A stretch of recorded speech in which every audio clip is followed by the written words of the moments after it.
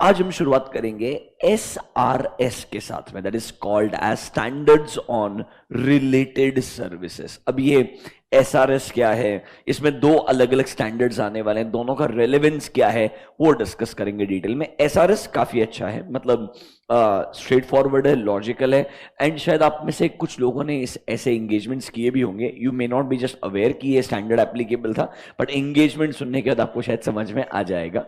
This is called as SRS, standards on related services. देखो ये क्या बोलता है, ये बोलता है अगर मुझे ऑडिट करने के लिए अपॉइंट नहीं किया है, अगर मुझे रिव्यू करने के लिए अपॉइंट नहीं किया। अब ऑडिट रिव्यू में क्या डिफरेंस है, जब आगे आगे नेक्स्ट SREs पे जाएंगे आपको समझा देंगे डिटेल में, बट अज्यूम कर लीजिए review is up to some extent auditing ही करना है, बट थोड़ा स्कोप कम रहता है कंपैरेटिवली। लाइक फॉर एग्जांपल, जब हम लिस्टेड कंपनीज के क्वार्टरली रिजल्ट्स का रिव्यू करते हैं तो हम इंक्वायरी करते हैं, एनालिसिस करते हैं, थोड़ा टेस्ट ऑफ डिटेल लगाते हैं, पर उतना डिटेल नहीं लगाते हैं जितना हम एक स्टैट्यूटरी ऑडिट में लगाते हैं। तो स्टैट्यूटरी ऑडिट एंड रिव्यू में जो अगर टेक्निकल डिफरेंस अगर आप मुझे पूछेंगे, auditing involves your inquiry, your analytical review procedures as well as test of details. In case of review we don't have test of details, theoretically word है inquiry and analytical और other appropriate procedure, but test of detail उन्होंने review के अंदर mention नहीं किया है। तो एक तरीके से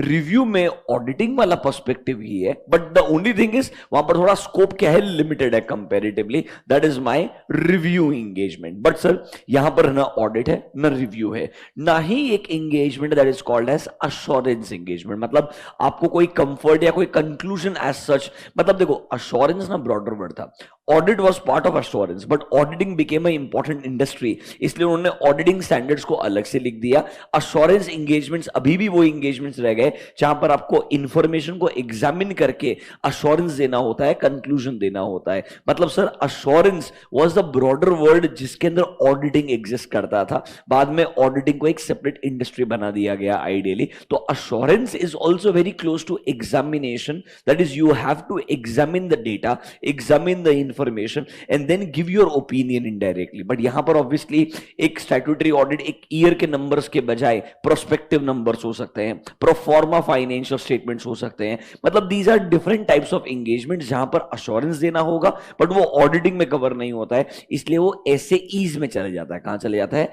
SAEs। अब सुनिए, सबसे लास्ट में एक कैटेगरी बचता है that is called as SRS, जहां पे ना तो ऑडिट है, ना रिव्यू है, ना अश्योरेंस है, फिर भी आपको कोई सर्विस प्रोवाइड करनी है and the service is related to financial information. You have to still provide a service and it is still related to financial information. तो कहां कवर होगा? SRS में कवर होगा। मतलब SRS is your non assurance engagements. कौन से engagements? Non assurance. यहां पर आपका अश्योरेंस नहीं दिया जाएगा, ऑडिट नहीं किया जाएगा, रिव्यू नहीं किया जाएगा। रादर हम रिपोर्ट में क्लियरली बोलेंगे कि हमने इसमें ऑडिट नहीं किया है, रिव्यू नहीं किया है, ये एक अलग एंगेजमेंट है other than audit, review and assurance. वो नॉर्मल एंगेजमेंट्स कहलाते हैं standards on related services. Look at the name, standards है किसके ऊपर? Related services. Service related to what sir? Related to financial information only. यहां पर भी service financial information related provide करेंगे, बट ये ऑडिट, रिव्यू या अश्योरेंस नहीं होगा। तो सर क्या होगा यहां पे? लेट्स से फॉर एग्जांपल, आपको कंपनी का मैनेजमेंट हायर करता है और बोलता है हमारे कंपनी में सिर्फ इन्वेंट्री चेक करो या रिसीवेबल्स चेक करो, हमें एक सर्टिफिकेशन या रिपोर्ट बना करके देना है बैंकर्स को, सर्टिफिकेशन रिपोर्ट देना है कंपनी को, टू द बैंक। बराबर है कि नहीं है? आपको बैंक हायर नहीं कर रहा है, आपको कंपनी हायर कर रहा है। आप कंपनी के मैनेजमेंट के साथ में जो भी अग्री कर रहे हो कि मैं इन्वेंट्री को चेक करूंगा, ये प्रोसीजर लगाने वाला हूं, वॉट एवर वी अग्री वो ही प्रोसीजर लगाऊंगा और उसके ऊपर एक फैक्चुअल रिपोर्ट दे दूंगा कि मुझे जो फैक्ट समझ में आए उसके ऊपर ये रिपोर्ट है। ऑडिट नहीं है, रिव्यू नहीं है, अश्योरेंस नहीं है, हमने जो अग्री किया था उसके हिसाब से मैंने काम किया है। अग्री करने के बाद मेरे को जो फैक्ट्स नजर आए उसके ऊपर ये रिपोर्ट है। आपको ये रिपोर्ट जिस भी रेलेवेंट पर्पस के लिए यूज करना आप यूज कर लीजिए, कोई दिक्कत वाला बात नहीं है। मतलब यहां पर ना हम पहले से अग्री करके रखेंगे कि हमने क्या प्रोसीजर लगाना है, जो हम अग्री करेंगे with the management of third party, सिर्फ वही प्रोसीजर को लगाया जाएगा। That is called as SRS का वन कैटेगरी ऑफ एंगेजमेंट, जहां पर हम अग्रीड अपॉन प्रोसीजर्स लगाते हैं which are already agreed between the auditor and the client और auditor and third party, and सिर्फ उस पर्पस के लिए ही ये काम करके आपको एक फैक्चुअल रिपोर्ट देना पड़ेगा। This can be one engagement. Another example, ये अपने इंटरमीडिएट में भी सुना होगा, कंपनी का इन्वेंट्री बहुत कॉम्प्लेक्स है, इन्वेंट्री का फिजिकल वेरिफिकेशन करवाने के लिए कंपनी के take the help of an expert.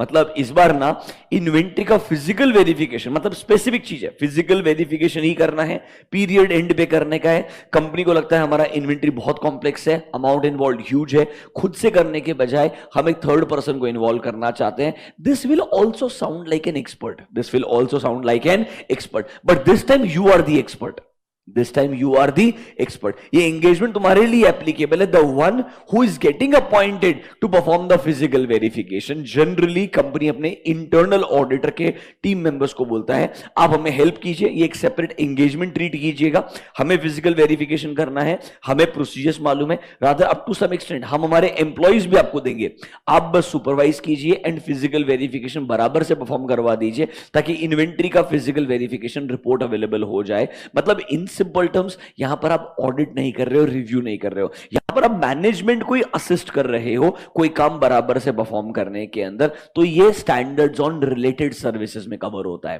Another example, इस बार आपको ना फाइनेंशियल स्टेटमेंट्स का कंपाइलेशन करना है। क्या करना है? कंपाइलेशन। आपके पास डेटा है, रॉ फॉर्म ऑफ डेटा है, वो डेटा को साथ में ला करके लॉजिकली इकट्ठा करना है और लेट्स से एज पर ग्रुप रिपोर्टिंग फ्रेमवर्क आपका parent entity US GAAP follow करता होगा या लेट्स से आईएफआरएस फॉलो करता होगा, उसके हिसाब से इंडियन कंपनी के फाइनेंशियल स्टेटमेंट्स को कन्वर्ज करना है। अगर वो कन्वर्जन करने का है उसके लिए भी वो आपको हायर कर सकता है, जिसमें आपका अकाउंटिंग एक्सपर्टीज काम में आएगा। आप ऑडिट नहीं करने वाले हो, आप रिव्यू नहीं करने वाले हो, उसके एंगेजमेंट्स अलग होंगे।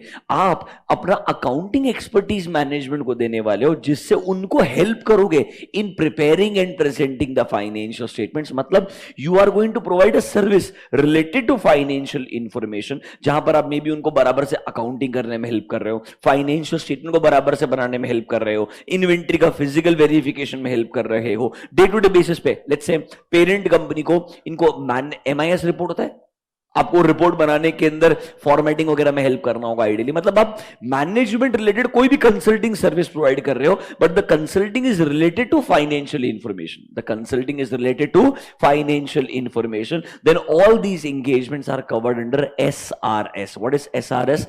Standards on related services. अगर आप मुझे पूछेंगे अग्रीड अपॉन प्रोसीजर जो एक स्टैंडर्ड है उसमें कुछ भी आ सकता है, वो मिसलीनियस बना है कि अगर आपको कोई भी सर्विस प्रोवाइड करना है रिलेटेड टू फाइनेंशियल इंफॉर्मेशन, किधर भी फिट नहीं होता है, लास्ट ऑप्शन यही है। This is like the residual standard, if nothing is left it will fit under SRS, agreed upon procedures. ये एक ओवरव्यू है कि स्टैंडर्ड्स ऑन रिलेटेड सर्विसेज है क्या। अब ऑब्वियसली दो अलग अलग स्टैंडर्ड है, डिटेल में डिस्कस करने पड़ेंगे। One is SRS 4400 and one is 4410। दोनों स्टैंडर्ड्स क्या बोलते हैं? एक कंपाइलेशन एंगेजमेंट पे है, एक अग्रीड अपॉन प्रोसीजर पे है। ये दोनों मिलके पूरा एसआरएस बनता है। क्या आपको बेसिक मीनिंग ऑफ एसआरएस समझ में आया क्या? थोड़ा डिस्कशन शुरू करते हैं। Will pick one SRS that is 4400 and धीरे धीरे डिस्कशन को और आगे बढ़ाएंगे। अच्छा चैप्टर है, एकदम लॉजिकल है। From exam point of view question predict करना भी इजी है। मतलब यहां पर 800 सीरीज वाला चैलेंजिंग सिचुएशन नहीं है कि एकदम नीश चीज पे क्वेश्चन आएगा। इधर जब क्वेश्चन आएगा मोस्टली रिपोर्टिंग वाले पार्ट पे आएगा, बिकॉज वहां पर प्रॉपर एलिमेंट्स लिख करके दिए हैं। मैं आपको बता रहा हूं, जब एलिमेंट्स लिख के दिए जाते हैं आईसीआई को वहां पे 4 या 5 मार्क का क्वेश्चन पूछना पसंद है। तो यहाँ क्वेश्चन प्रिडिक्ट करना बहुत आसान है, प्लस जो कंटेंट है वो बहुत स्ट्रेट फॉरवर्ड फ्री फ्लोइंग है पूरा का पूरा। मतलब language will not B challenging at all, वही सेम एंगेजमेंट टर्म्स आएंगे, वही प्लानिंग आएगा, वही एग्जीक्यूशन एंड वैसा ही रिपोर्टिंग। आपको एग्जाम्पल्स में दिखाऊंगा how the format will look like ultimately, पूरा डिटेल में डिस्कशन करेंगे on SRS। Should we get started? चलो, come to chapter number 9, audit of related services. अब देखो सबसे पहले स्टार्टिंग में आपको ओवरव्यू में there are two standards, one is SRS 4400 and one is 4410. The first one is on agreed upon procedure and the second one is on compilation engagement. पहले थोड़ा introduction दिया है एसआरएस का कि एसआरएस क्या होता है। यहां से आपका एक्चुअल स्टैंडर्ड शुरू होता है, that is 4400 and after that we will have 4410. दो ही स्टैंडर्ड्स हैं, चैप्टर 9 क्लोज हो जाएगा। एकदम सिंपल सा स्ट्रेट फॉरवर्ड लॉजिकल तरीके से बनाया हुआ चैप्टर है। यहां पर ऑलमोस्ट जो बेयर स्टैंडर्ड है वही सीक्वेंस में कॉपी पेस्ट किया है, एक्सप्लेनेटरी मटेरियल का इस्तेमाल कम किया है, रादर 4410 बहुत ज्यादा डिटेल के अंदर है, उतना डिटेल में आपके सिलेबस में लिखा नहीं है, बट जितना रेलेवेंट है, अप्रोप्रिएट है अंडरस्टैंडिंग के लिए, उतना बराबर से लिखा हुआ है। कुछ एडिशनल चीजें आपको जहां रेलेवेंट है मैं एक्सप्लेन कर दूंगा, don't worry. Can we get started? शुरुआत करें। लेट्स स्टार्ट विद एसआरएस का मीनिंग क्या है, इंट्रोडक्शन टू एसआरएस। देखो, chartered accountants in practice are often asked to provide services to client which do not involve expression of an opinion। मतलब जहां पर हमें ओपिनियन नहीं देना होता है, ये इनडायरेक्टली बोल रहा है जहां पर आपको अश्योरेंस नहीं देना होता है। मतलब देखिए, अश्योरेंस में भी ओपिनियन देते हैं, ऑडिट में भी ओपिनियन देते हैं, रिव्यू में भी ओपिनियन देते हैं। एक जगह लिमिटेड ओपिनियन आएगा, एक जगह रीजनेबल अश्योरेंस आएगा, अलग अलग जगह अलग अलग वर्ड्स है, बट हर जगह पे आप चेक करने के बाद में अपना ओपिनियन दे रहे हो। यहां पर ये बोल रहा है देयर आर सम एंगेजमेंट्स जहां पर हम हमारा ओपिनियन नहीं देते हैं। देखिए, for the purpose of standardising the procedures to perform such kind of non assurance services. कौन से सर्विसेज? Non assurance services. कुछ स्टैंडर्ड्स बना के दिए हैं, these standards are called as standards on related services. मतलब कहना है इसे नॉन अश्योरेंस एंगेजमेंट के लिए दो स्टैंडर्ड बना के दिए ताकि आप लोग उस स्टैंडर्ड के हिसाब से अप्रोप्रिएट काम करें। ऐसा नहीं होना चाहिए हर एक इंसान, हर एक प्रैक्टिसिंग चार्टर्ड अकाउंटेंट अपने ही हिसाब से काम करे, बिकॉज गवर्निंग स्टैंडर्ड नहीं है। अब गवर्निंग स्टैंडर्ड नहीं होगा तो क्वालिटी कंट्रोल कैसे लगाया जाएगा? गवर्निंग स्टैंडर्ड नहीं रहेगा तो डॉक्यूमेंटेशन कैसे मेंटेन करेगा वो? और पीयर रिव्यू के अंदर नॉर्मली स्टैट्यूटरी ऑडिट चेक करते हैं, बट वो अदर एंगेजमेंट्स क्या किए, ये क्वेश्चन भी आपसे पूछता ही है ultimately. Plus if you are a practising chartered accountant, आपको क्यों हायर कर रहा है? क्योंकि आपके पास एक्सपर्टीज है। अगर आप अपने एक्सपर्टीज का इस्तेमाल कर रहे हो बट कोई स्टैंडर्ड ही नहीं जो बताएगा कि आप बराबर काम कर रहे हो कि नहीं कर रहे हो, तो कहना इसे आपके ऊपर एक चेक नहीं बनेगा। इसीलिए इन्होंने नॉन अश्योरेंस एंगेजमेंट के लिए भी क्या बना दी है? तो स्टैंडर्ड्स बना दिए। पहला वाला स्टैंडर्ड है SRS 4400. The second one is SRS 4410. The first one is called as engagement to perform. Can you see a word? Agreed upon procedure. जो भी प्रोसीजर हम अग्री करेंगे रिगार्डिंग फाइनेंशियल इंफॉर्मेशन, वो सर्विस आप प्रोवाइड करने वाले। दूसरे वाला है कॉल्ड एज कंपाइलेशन एंगेजमेंट। आपके फाइनेंशियल रिपोर्ट्स को कंपाइल करके बराबर से प्रिपेयर करने में आपका हेल्प करेंगे, दैट इज कॉल्ड एज 4410। दो एंगेजमेंट्स आने वाले हैं, शुरुआत ऑब्वियसली हम करेंगे 4400 के साथ में। Can we get started? Notebook में जाइए, given next heading, standards on related services.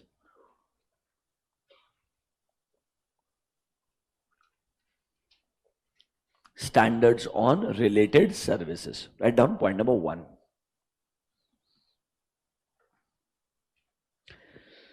Non-assurance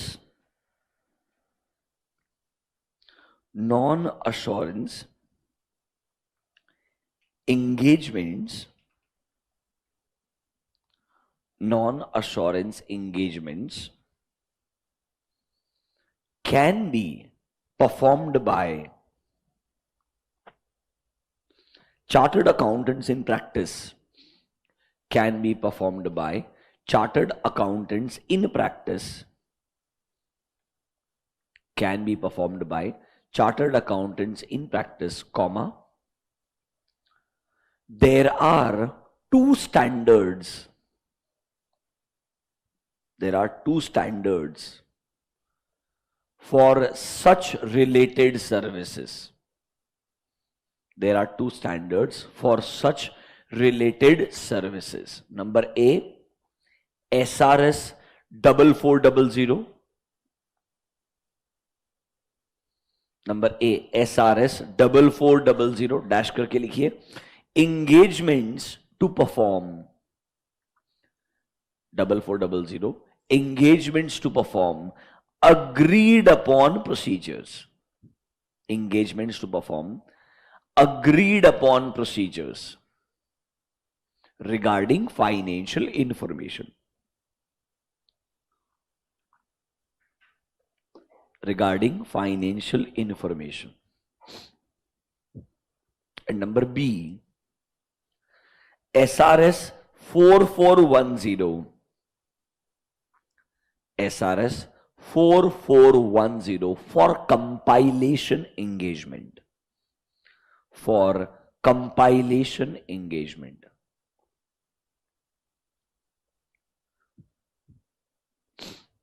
basically उन्होंने क्या किया, चार्टर्ड अकाउंटेंट्स इन प्रैक्टिस के स्कोप ऑफ सर्विस को और बढ़ा दिया। पहले सिर्फ ऑडिटिंग, फिर बोला रिव्यू बिकॉज लिस्टेड कंपनी से केस में इंपॉर्टेंट हो जाएगा, फिर other assurance engagements because you are already a chartered accountant in practice, assurance का काम आपको ही करना होता है। अब इसके अलावा भी अगर कंसल्टिंग रिलेटेड सर्विस प्रोवाइड करनी है मुझे, which is somewhere related to financial statement, तो वो सर्विस भी चार्टर्ड अकाउंटेंट के परव्यू में आनी चाहिए। अब देखो एक बात बताओ, ये सर्विस प्रोवाइड करने के लिए स्टैंडर्ड बनाया, स्टैंडर्ड में बोल दिया CA in practice can provide this, तो indirectly no one else can do this. मतलब अगर आप वैसे देखोगे तो इससे फायदा ही हो गया, स्टैंडर्ड बनाया तो एक चार्टर्ड अकाउंटेंट इन प्रैक्टिस का स्कोप क्या हो गया, बड़ा हो गया कंपैरेटिवली। कुछ ऐसा कंसल्टिंग हो गया, नीश कंसल्टिंग, ये बोलता है if the consulting is related to financial information let this consulting be reserved only for chartered accountants. Obviously consulting वैसे ओपन एंडेड होता है, अगर आप कंसल्टेंट बनना चाहते हो कोई क्वालिफिकेशन का जरूरत नहीं है आपको ideally, because to become a consultant you just need to have experience and knowledge, कोई भी क्वालिफिकेशन का रिक्वायरमेंट नहीं है as such. Rather consulting firms में अगर आप ज्वाइन करेंगे स्मॉल लेवल पे, वो आपसे क्वालिफिकेशन पूछ सकता है बट कोई बोल नहीं सकता है कि आपको ये क्वालिफिकेशन होना ही चाहिए, क्योंकि सर्टिफिकेशन एज सच कुछ कॉन्सेप्ट नहीं है, it's more like an advice. तो एडवाइजरी के लिए my experience and knowledge is more than sufficient. अब देखो यहां पे कंसल्टिंग ऐसे ओपन एंडेड होते जाएगा तो चार्टर्ड अकाउंटेंट्स के लिए कंपटीशन भी बढ़ जाएगा। तो ऐसा मान के चलिए उन्होंने एक पार्ट ऑफ कंसल्टिंग को रिजर्व कर लिया, consulting related to financial information is indirectly reserved for chartered accountants only। Standard बना के फायदा क्या हो जाता है, सामने वाला आपसे आर्ग्यू नहीं करता है, क्योंकि अगर स्टैंडर्ड मेकिंग अथॉरिटी ने बोल दिया ये स्टैंडर्ड है, यही इंसान इसका सर्विस प्रोवाइड कर सकता है, तो दूसरे लोग उसके अंदर इंटरफेयर ही नहीं कर पाएंगे बिल्कुल भी आइडियली। इस तरीके से एसआरएस एक्चुअली वैसे देखेंगे तो सीए कम्युनिटी के लिए अच्छा चीज है कंपेरेटिवली, और आपको एक गाइडेंस भी देता है कि आपने किस तरीके से काम करना चाहिए ताकि आपकी रिस्पॉन्सिबिलिटी को भी कंट्रोल में रखा जाए और काम की क्वालिटी को भी एनहांस किया जाए। तो in a good sense the standards are prepared ideally. अभी के लिए SRS is for non-assurance engagements. Sir, there are two standards 4400 4410। इतना समझ में आया क्या? शुरुआत करें, नीचे देखो अश्योरेंस एंगेजमेंट क्या होता है, नॉन अश्योरेंस क्या होता है, वो एग्जांपल्स लिख के दिए हैं, लास्ट में पढ़ लेंगे। अभी शुरुआत डायरेक्टली करते हैं 4400 के साथ में। आ जाइए 9.4 SRS 4400 engagements to perform agreed upon procedures regarding financial information।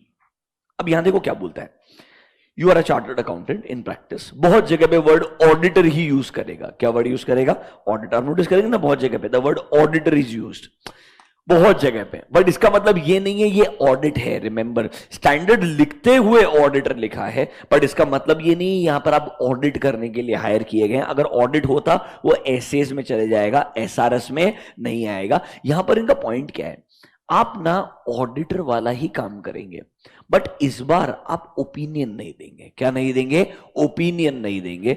आप ना जो थर्ड पार्टी या मैनेजमेंट से अग्री कर रखे हैं उतना ही प्रोसीजर लगाएंगे। प्रोसीजर लगाने के बाद जो फैक्ट्स आपको मिलते हैं वो फैक्ट्स को रिपोर्ट कर देंगे। रिपोर्ट इधर भी आएगा बट यहां पर क्या नहीं आएगा, ओपिनियन नहीं आएगा। इसीलिए इसको एक्चुअली स्टैट्यूटरी ऑडिट नहीं बोल सकते हैं। इसीलिए इसको ना तो ऐसे 800 में कवर कर सकते हैं, ना 805 में कवर सकते हैं, ना 810 में कवर कर सकते हैं। ये ऑडिटिंग स्टैंडर्ड्स है ही नहीं। यहां पे ऑडिटिंग स्टैंडर्ड्स को बोरो किया है, ऑडिटिंग कॉन्सेप्ट बनाया है, बट यहां पर आपको क्या बोला है, तुम जो अग्री करोगे उतना ही काम करोगे, एंड जो आपको चेक करते वक्त फैक्ट्स मिलते हैं उन फैक्ट्स को रिपोर्ट करोगे। आप ओपिनियन नहीं दोगे हमारे सबसे ठीक लग रहा है नॉल, नहीं, हमें ये चेक करने के बाद ऐसा मिला, दैट्स इट। मतलब प्रोसीजर क्या लगाया है वो लिख दो, प्रोसीजर का आउटकम क्या है वो बता दो, और प्रोसीजर भी वही लगाओ जो अग्री किया था। कुछ सरप्राइज एलिमेंट वगैरह लगाने का जरूरत नहीं है। Whatever it has been agreed you perform that procedure, that is called as agreed upon procedure. बात समझ में आया क्या? अब एक बात सुनो, I am a chartered accountant who is in practice. मैं ये एसआरएस वाला काम करूं या ऑडिटिंग वाला काम करूं, मेरे लिए कोड ऑफ एथिक्स तो इक्वली इंपॉर्टेंट है। मेरे लिए integrity, objectivity, competence, professional behaviour, जो मेरे फंडामेंटल प्रिंसिपल्स है वो एज इट इज रेलिवेंट रहने वाले हैं। मेरे लिए काम करते वक्त क्वालिटी कंट्रोल उतना ही इंपॉर्टेंट है, क्योंकि आपको याद होगा SQC, SQCs for all engagements. तो क्वालिटी कंट्रोल जो था वो SAEs के लिए भी था, SREs के लिए भी था, SRS के लिए भी था और SS के लिए भी था। बताया था कि नहीं बताया था? SQC is a standard on quality control for all engagements. तो मैं SRS करूंगा तब भी क्वालिटी मेरे लिए क्या है, इक्वली इंपॉर्टेंट रहेगा। ये बात मानते कि नहीं मानते आप? अब जो भी मैं काम करूंगा उसका मैंने एंगेजमेंट टर्म्स अग्री करना चाहिए। मे बी एक सिंपल सा लेटर रहेगा एंगेजमेंट का, उसका भी एक फॉर्मेट आपको दिखाता हूं। एक सिंपल सा फॉर्मेट रहेगा बट एंगेजमेंट टर्म्स तो अग्री होने चाहिए, बराबर से प्लान करना चाहिए, बराबर से जो जो रेलेवेंट प्रोसीजर है लगा के जितना भी मेरे को रिकॉर्ड्स मिल सकता है चेक करना चाहिए और रिपोर्ट बना के देना चाहिए। अब रिपोर्ट का फॉर्मेट क्या बताऊंगा, प्रोसीजर कैसे लगाना है बताएंगे, प्लानिंग में ज्यादा कुछ लिखा नहीं है, बेसिक सा प्लान बनाना पड़ेगा आपको। अग्री कैसे करेंगे टर्म्स वो लिख के दिए है, मतलब ऑडिटिंग के जो स्टेप्स है वही लिख के दिए। बस इस बार एंगेजमेंट क्या है, रिलेटेड सर्विस करना क्या है, जो हमने अग्री किया है वही प्रोसीजर लगाना है। इस तरीके से पूरा SRS पढ़ना एकदम लॉजिकल सीक्वेंस में, कुछ कॉम्प्लिकेशन नहीं है। थिंक लाइक आप ऑडिट कर रहे हो, बस ओपिनियन नहीं देने का है। क्या नहीं देने का है? ओपिनियन नहीं देने का है। जो हम अग्री करेंगे उतने प्रोसीजर लगाना का है, उसके बाद में जो रिपोर्ट मेरे को मिलती है रिपोर्ट परफॉर्म करके मेरे को प्रोवाइड कर देने का है। बात समझा क्या? Should we get started? चलो आ जाओ सर। SRS 4400 पहला पॉइंट देखिए क्या बोलता है। It provides guidance to the auditors professional responsibility. जब हम एक एंगेजमेंट परफॉर्म कर रहे हैं एज पर अग्रीड अपॉन प्रोसीजर, उसमें सर हमारा प्रोसीजर क्या लगाएंगे, कैसा रिपोर्ट बना के दिया जाएगा, रिपोर्ट का फॉर्मेट कंटेंट क्या होगा, सब कुछ बताया जाएगा 4400 के अंदर। सबसे पहले what is my objective, read number A। The objective is to carry out procedures of audit nature. बहुत इंपॉर्टेंट वर्ड है, मैं आपको बोल रहा हूं यहां पर ऑडिटिंग ही चल रहा है, बस क्या नहीं है, ओपिनियन नहीं है। इसलिए पूरा सीक्वेंस ऑफ प्रोसीजर जो है इट विल साउंड लाइक आपने स्टैट्यूटरी ऑडिट कर दिया है, बस ऑडिट नहीं किया है क्योंकि आपने क्या नहीं दिया है, ओपिनियन नहीं दिया। तो टेक्निकल शब्दों में ऑडिट नहीं किया है।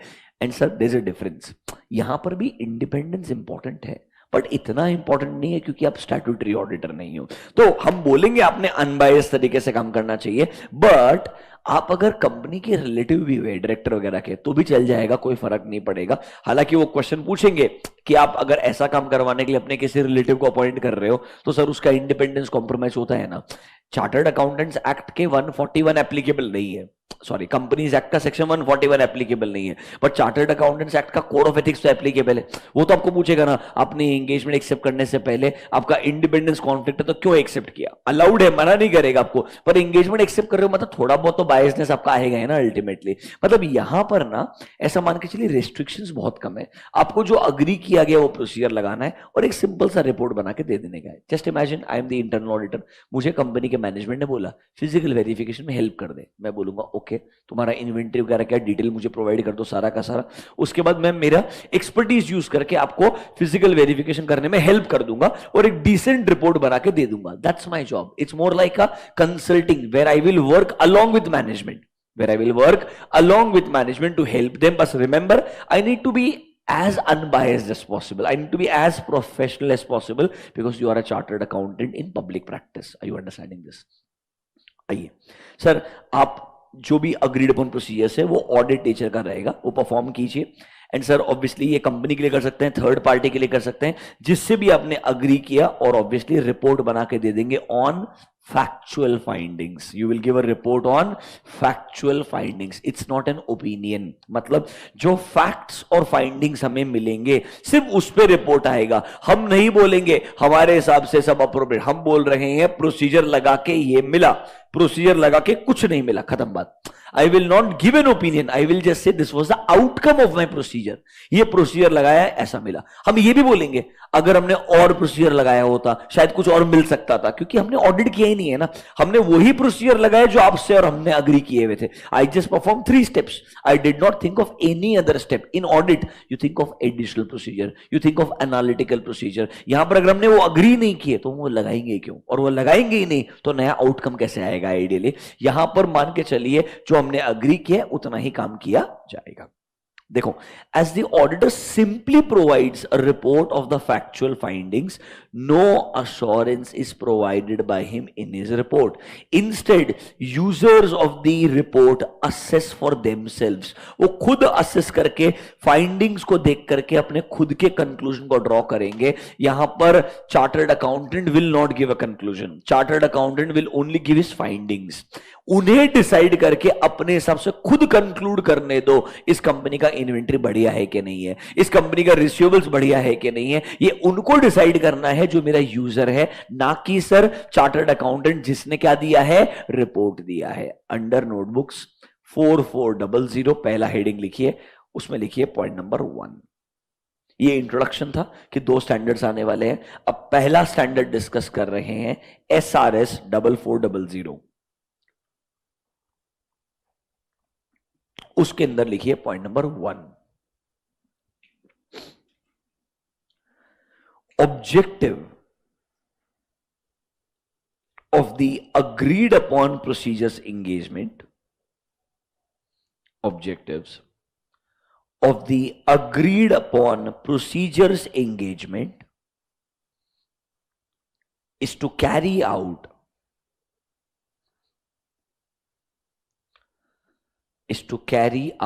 procedures of audit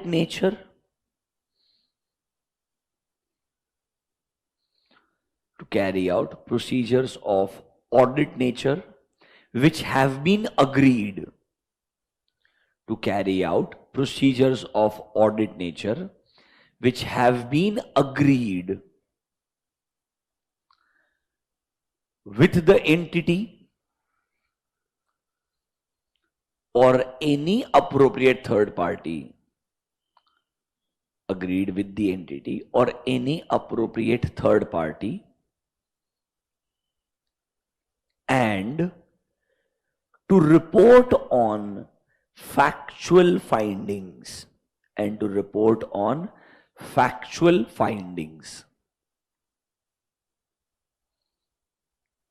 हमने जो अग्री किए थे वो ऑडिट प्रोसीजर का नेचर हम अप्लाई करेंगे. इसके बाद में जो आउटकम आएगा उसको हम फैक्चुअल फाइंडिंग्स के फॉर्मेट में एक रिपोर्ट बना के दे देंगे. इसका मतलब क्या है, हम ओपिनियन नहीं देंगे. इसमें लिखिए point number 2. Here, auditor simply provides a report of factual findings. Simply provides a report of factual findings.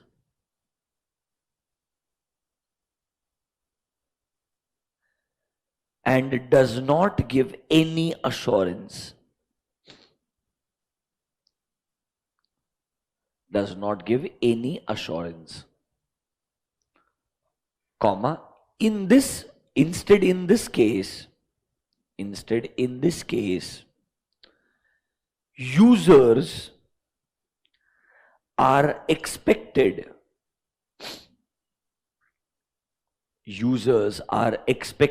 to assess the report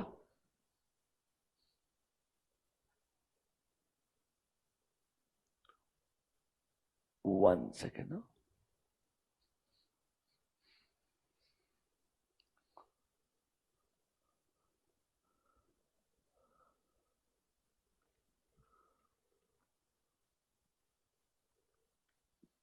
एक मिनट, कहां पे दूं? नीचे कुछ तो the disk is write protected बोल रहा है वो. एक एरर आया, जल्दी आना जरा.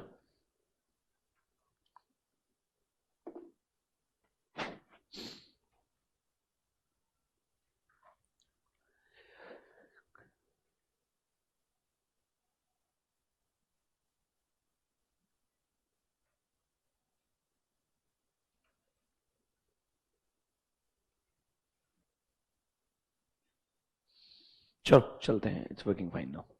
क्या लाइन लिखा आपने लास्ट में? Users are expected to assess the report and findings. Users are expected to assess the report and findings themselves and draw their own conclusions. and draw their own conclusions. कुल मिला के हम हमारे facts report कर देंगे, conclusion draw करने का काम उनका है। बेसिकली मैंने इधर अश्योरेंस नहीं देना है, कंक्लूजन नहीं देना है, ओपिनियन नहीं देना है, सिर्फ जो अग्री किया वो प्रोसीजर लगा के रिपोर्ट बना के देना है। Let them decide what they want to decide about this. मेरे को उन्हें इन्फ्लुएंस या कन्विंस करना ही नहीं है कि अच्छा है या बुरा है। मैंने एकदम अनबायस्ड होकर के प्रोसीजर लगा के जो आउटकम है उनके सामने प्रेजेंट कर देना है। Let them make the right decision. क्या आपको बेसिक ऑब्जेक्टिव ऑफ SRS 4400 समझ में आया है क्या? एक बार शांति से ऑब्जेक्टिव को पढ़िए। हम जो अग्री करेंगे वो ही ऑडिट नेचर के प्रोसीजर लगाएंगे, फिर जो हमको आउटकम मिलेगा उसको as a factual finding report कर देंगे। हम कोई कंक्लूजन देना नहीं चाहते, हम कोई अश्योरेंस देना नहीं चाहते, हम चाहते हैं हमारे यूजर्स इस रिपोर्ट को पढ़ें, फाइंडिंग्स को देखें और खुद से कंक्लूजन को ड्रॉ करें। Is the objective of SRS 4400 clear to you? Logical है? आगे बढ़े, चलो सर नीचे आ जाइए। सबसे पहले एक छोटा सा कॉन्सेप्ट लिख के दिया है, what is the difference between audit and agreed upon procedure? Obviously sir audit is like an assurance engagement, detail में काम करेंगे, ओपिनियन एक्सप्रेस करेंगे। अग्रीड अपॉन प्रोसीजर में उतना ही प्रोसीजर लगाएंगे जितना अग्री किया है, कुछ सरप्राइज एलिमेंट नहीं आएगा, कुछ एडिशनल प्रोसीजर नहीं लगाएगा। इंडिपेंडेंस दोनों में इंपॉर्टेंट है, बट ऑब्वियसली स्टैट्यूटरी ऑडिट में ज्यादा इंपॉर्टेंट रहेगा। पढ़ के क्लोज करते हैं, MCQ के लिए कम में आ सकता है। देखो, a key difference between audit and agreed upon procedure relates to mark the word assurance. Audit में हम ओपिनियन एक्सप्रेस करते हैं, अश्योरेंस देते हैं to the users. Sir agreed upon procedure में सिर्फ एक रिपोर्ट आता है अबाउट द फैक्चुअल फाइंडिंग्स, कोई अश्योरेंस नहीं दिया जाएगा, rather they form their own conclusion. आपने जो पढ़ा है ऊपर एंड जो ऑडिट के बारे में आपको मालूम है उसके ऊपर एक बेसिक सा डिफरेंस दिया है पॉइंट नंबर 1 में। Do you agree with every sentence in point number 1? एक बार वापस से रीड कर लो, एकदम सिंपल है। अगर ये क्वेश्चन आता है 4 मार्क के लिए तो लॉटरी है, मतलब मेरे हिसाब से, और कोई बड़ा बात नहीं आ सकता है, मतलब क्योंकि उन्होंने स्पेसिफिकली मॉड्यूल में लिखा है, मतलब वो पूछ सकते हैं, मैं आपको बता रहा हूं। पढ़ लीजिए पॉइंट नंबर 1 एक बार।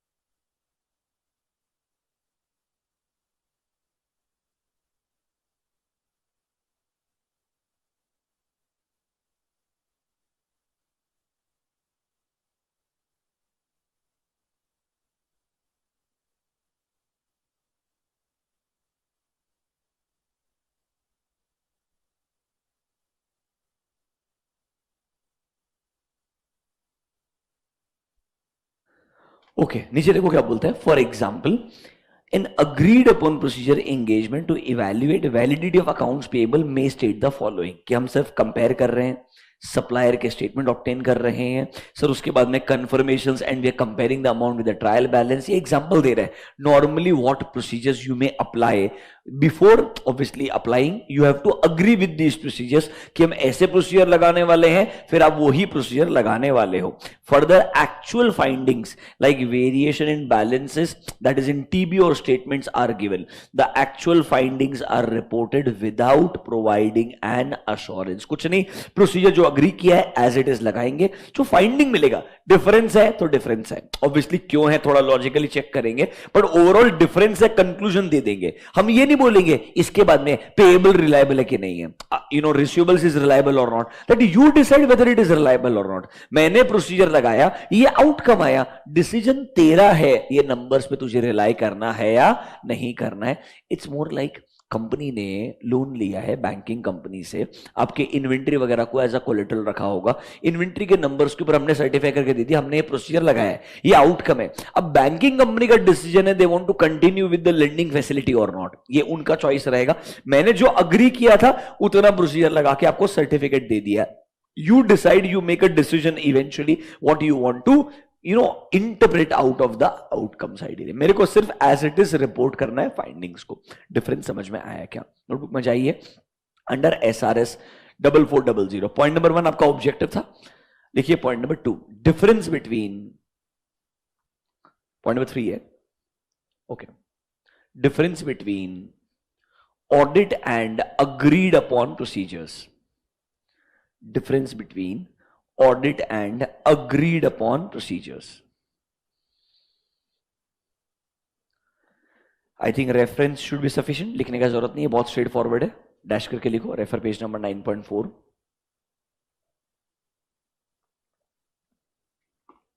बहुत ही सिंपल सा है कि भाई बेसिक सा डिफरेंस है, इधर आपका एश्योरेंस है, उधर कोई एश्योरेंस नहीं है। लॉजिकली यहां जो अग्री किए जाएंगे उतने ही प्रोसीजर लगाएंगे, उसके ऊपर जो एक्चुअल फैक्ट्स हमको पता चलेंगे वो रिपोर्ट कर दिए जाएंगे, यूजर्स को अपना कंक्लूजन खुद ड्रॉ करना पड़ेगा। डिफरेंस क्लियर है? चलो अब एश्योरेंस एंगेजमेंट कैसे लगाया जाएगा उसके ऊपर डिस्कशन करेंगे, सॉरी रिलेटेड सर्विसेज कैसे लगाया जाएगा उस पर डिस्कशन करेंगे।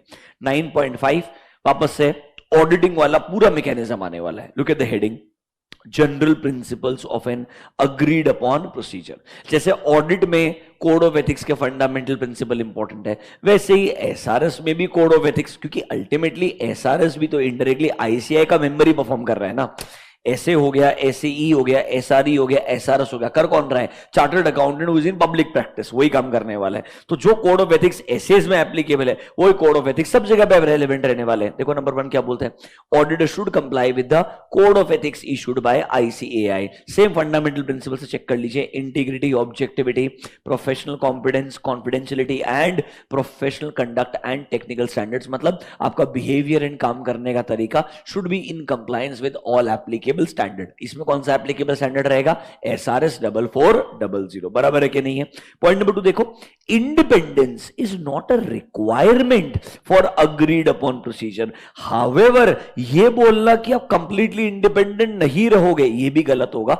मैं मानता हूं ये स्टैट्यूटरी ऑडिट नहीं है जहां पे इंडिपेंडेंस के लिए लॉ बनाया गया है, जहां पर क्वालिफिकेशन क्या है, कब कब ऑडिटर डिस्क्वालिफाइड हो जाएगा, रोटेशन का टर्म्स दिया है, यहां वो चीज नहीं है। बट यहां पर इंडिपेंडेंट नहीं होना भी कंप्लीटली गलत हो जाएगा, बिकॉज चार्टर्ड अकाउंटेंट्स एक्ट 1949 क्या बोलता है, कोई भी सर्विस प्रोवाइड कीजिए आप, बट कंप्लीटली अनबायस्ड होकर के, कंप्लीटली ऑब्जेक्टिव होकर आपने काम करना चाहिए। तो सर इंडिपेंडेंस का थोड़ा रेलेवेंस रहेगा, ऐसा नहीं बोलेंगे इंडिपेंडेंट उतना रेलेवेंट रहेगा जितना एक कंपनीज एक्ट के दौरान जब आप स्टैट्यूटरी ऑडिट करते हैं तब रेलेवेंट होता है। देखिए क्या बोलता है, however the terms or objective of engagement may require the auditor to comply with basic independence requirements which are required by code of ethics. कि सर आपने क्वालिटी कंट्रोल के लिए एंगेजमेंट पार्टनर ने इंश्योर करना चाहिए सब लोग कंप्लीटली अनरिलेटेड होने चाहिए, एक बेसिक इंडिपेंडेंस रिक्वायरमेंट्स जो एज पर सीए एक्ट होना चाहिए उतना आपने कंसिडर करना है, कोई अलग से लॉ का रिक्वायरमेंट तो एज सच नहीं है। देखो where the auditor is not independent, आपको एक स्टेटमेंट देना पड़ेगा क्या इसका इंपैक्ट मेरे रिपोर्ट ऑफ एक्चुअल फाइंडिंग पे आ सकता है। Obviously I need to tell my users कि भाई मेरे इंडिपेंडेंस के अंदर ये एक प्रॉब्लमेटिक सिचुएशन हो सकता है, इसीलिए बेटर है आपने एंगेजमेंट एक्सेप्ट ही नहीं करना चाहिए। लिखा नहीं है क्योंकि इंडिपेंडेंस इतना इंपॉर्टेंट रिक्वायरमेंट नहीं है। बट क्या फंडामेंटल प्रिंसिपल समझ में आया है क्या? सेम वही है as it is, no change at all. Notebook में जाइए, नेक्स्ट पॉइंट। यस, क्या हो गया? देखो एक्चुअली ये तो मुझे पूछोगे, वो नॉर्मली अगर मैं ओपिनियन देता हूं उसके ऊपर लिख करके तो मेरा 800 के अंदर 805 810 में चले जाता है, because that is still auditing. अब अगर मैं बोल रहा हूं नहीं ऐसा कुछ नहीं कर रहा है, एक थर्ड पार्टी को सिर्फ एक जनरल सर्टिफिकेशन चाहिए, ये तूने जो प्रोसीजर बोला था मैंने वो लगाया, तो ये अग्रीड अपॉन प्रोसीजर में आएगा वरना नहीं आएगा। पर अदर जनरली हम जो सर्टिफिकेशन देते हैं वो ऑडिट ही होते हैं, वो 805 या 810 में चले जाते हैं। देयर इधर समरी फाइनेंशियल स्टेटमेंट्स और it's a audit on a specific element ideally. तो अगर ओपिनियन आ रहा है ना तो 805 में एक टेक्निकल सोचो ना, 800 क्या था? Special audit procedures, special purpose framework, बराबर है। 805 क्या था? Audit of specific financial statement या specific element. Specific element can be account receivables, इधर भी रिसीवेबल का बात करेगा, उधर भी रिसीवेबल का बात करेगा। डिफरेंस क्या है? उधर तो तेरे हिसाब से ऑडिट करके ओपिनियन दे रहा था, इधर तू हम अग्री कर रहे हैं वही प्रोसीजर लगा रहा है। So what is important is what is agreed with you. Are you allowing me a freedom to perform audit on my own? Then it is SA 805. If you don't allow me that, you are agreeing with me कि इतना ही लगाने का है, ऐसा report देने का है, हम डिसाइड करेंगे क्या करने का है, then it is SRS. तो ये डिपेंड करेगा हमने एंगेजमेंट का नेचर क्या बनाया। जनरली स्टैट्यूटरी ऑडिट के साथ में 4400 के बजाय 805 कवर किया जाता है, बिकॉज वो एज अ इंडिपेंडेंट काम करना चाहेगा, क्योंकि 144 ट्रिगर हो जाता है। अगर मेरे को उसने फ्रीडम दे दिया काम करने का, ये कंसल्टिंग में आ जाएगा। कंसल्टिंग में आ गया तो 144 पता है क्या बोलता है? Any management consultancy service provided by you, you are not a independent person. तो इनडायरेक्टली उसको अवॉइड करने के लिए हमसे वो ऑडिटिंग रिपोर्ट ही लेते हैं। ऐसा समझा ना आपको? 144। See, if I provide this and if I'm a statutory auditor, it is like I'm acting as a consultant of management. If I'm acting as a consultant of management, वो 144 में management consultancy services एक word है, उसके अंदर capture हो जाएगा। ये मैं तो बहुत ज्यादा इंटरप्रिटेशन बोल रहा हूँ, हालांकि बहुत सारे लोगों को फर्क ही नहीं पड़ता है आज भी। That is still fine, but I'm just trying to say, if you want to be really clear, you will not provide a service as a consultant. You will provide a service as an auditor specifically.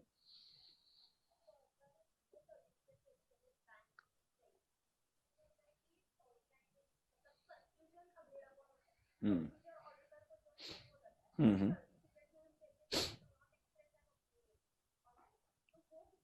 अगर opinion नहीं दिया है तो वो agreed upon procedure ही होता है। देख simple है, अगर ऑडिट होता तो ओपिनियन आता ही आता। There is a heading opinion, do you get my point?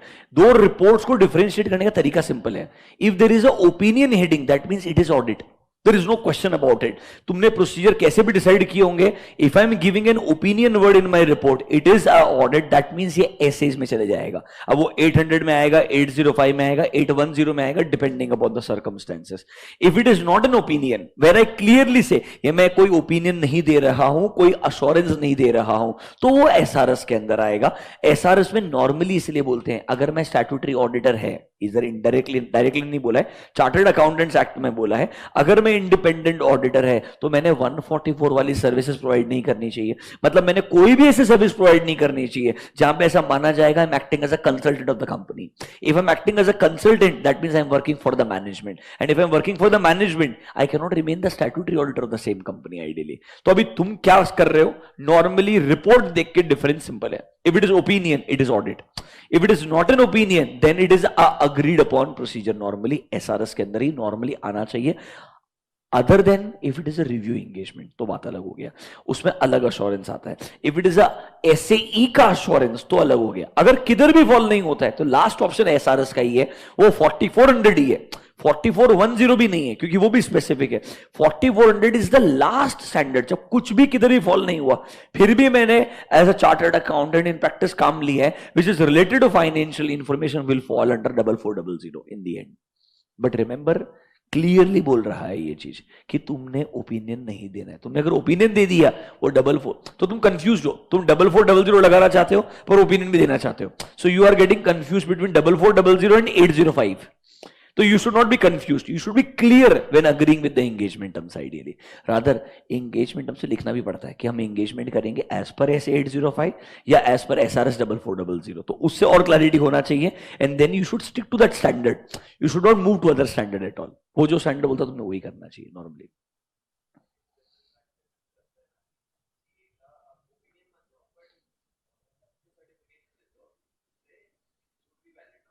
बराबर है।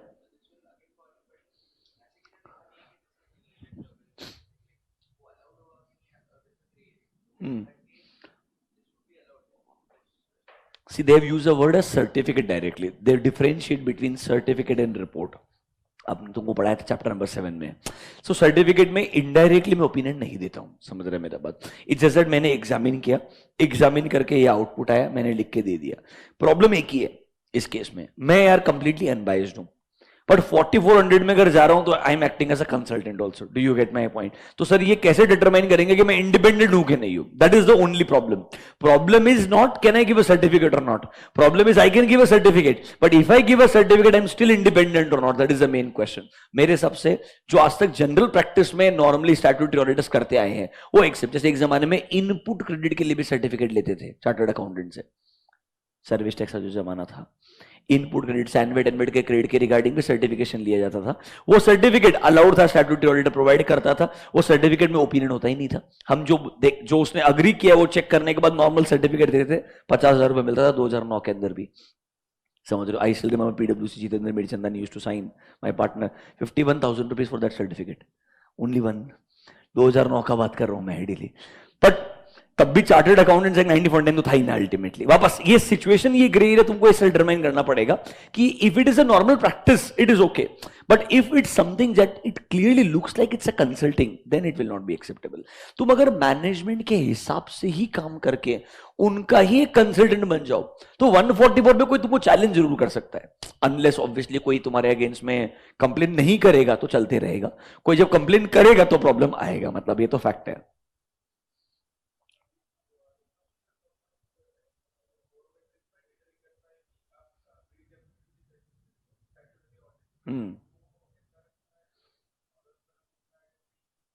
नहीं, अभी वापस मैं वही बोल रहा हूं. तुम वो बोलते हैं मैंडेटरी, वो ठीक है.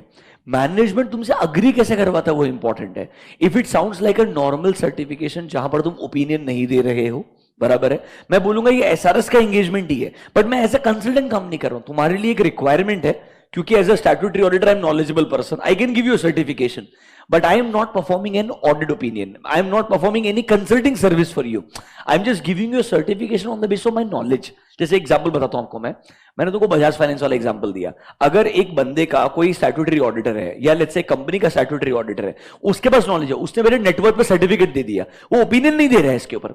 समझ रहे हो मेरा बात ना? वो मेरे हिसाब से काम कर रहा है. वो क्या बोल रहे हैं, मेरे नॉलेज के कैपेसिटी के अंदर मेरे को लगता है मैं सर्टिफिकेट दे सकता हूं, so I am just giving you certificate ताकि तुम कंप्लायंस कर लो. It is not even an engagement, it's more like एक सर्टिफिकेशन के चार्जेस है. एंड यहां पर मैं कुछ अलग से काम ही नहीं कर रहा हूं, ये जो मेरा नॉलेज था उसके बेसिस पे सर्टिफिकेट लिख के दे रहा हूं. पर जब मैं काम करता हूं as agreed, do you get my point, तो मैं 4400 में आ जाता हूं पक्का. बिकॉज आपने उसके लिए एक एंगेजमेंट लेटर बनाया है, आपने बोला है हम इसके रिगार्डिंग ये प्रोसीजर लगाएंगे और ऐसा रिपोर्ट बना के देंगे. Now it is a separate engagement. And if it becomes a separate engagement, engagement letter में लिखना तो पड़ेगा ना एंगेजमेंट कौन सा है, 4400 है कि 805 है, वो तो मेंशन करना पड़ेगा. इसीलिए जब तक ये एंगेजमेंट ना बने, इट इज प्योरली मेरे नॉलेज के लेवल पे मैंने एक सर्टिफिकेट दे दिया, एक्सेप्टेबल है, कोई दिक्कत नहीं है. I am not performing separate procedures as such, but if I end up performing separate procedures, it will become an engagement, and once it becomes an engagement, it is mandatory to mention which category of engagement this is, because engagement आते ही engagement standard भी आना चाहिए. अब कौन सा standard है वो obviously अब determine करेंगे उनके साथ में मिलके. कुछ भी नहीं है, एक भी नहीं है, गाइडेंस नोट है. एंड मोस्ट इंपॉर्टेंटली सर्टिफिकेट तो कुछ भी हो सकता है ना. सर्टिफिकेट का मतलब क्या होता है, जो तेरे पास में नॉलेज है उस सबसे तू एक सर्टिफिकेशन लिख के दे, तेरे को ऐसा लगता है, न तू ओपिनियन दे रहा है इसके अंदर, न तू कोई काम कर रहा है, कुछ भी नहीं कर रहा है. It's more like okay you are unwell, do you get my point ideally. it's more like my knowledge about an organization, I'm just writing on a piece of paper, that's certification. अब मेरे उस sign का value है इसलिए मेरे को पैसा मिलता है, इसमें कोई काम नहीं है सच. बिकॉज मैं स्टैट्यूटरी ऑडिटर हूं इसलिए मैं सर्टिफिकेट दे सकता हूं, because I have that knowledge which is acquired during statutory audit. So उसका फायदा मेरे को सर्टिफिकेशन का फीस के फॉर्म में मिल रहा है. ऐसा चले आगे.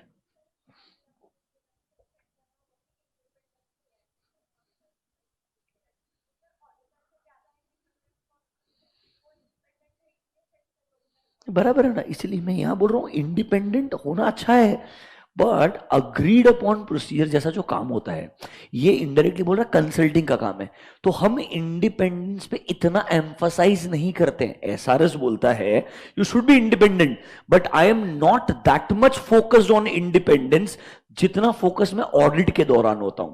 ये बोलता है एसआरएस में इंडिपेंडेंस का रेलेवेंस कम है, बट फिर भी अपने बेसिक जो इंडिपेंडेंस के रिक्वायरमेंट्स है चार्टर्ड अकाउंटेंट्स एक्ट के, वो तो फॉलो करने ही चाहिए। इसलिए मना नहीं कर रहे हैं कि आपने you should not be independent, but I am saying in these engagements independence is not the prime focus.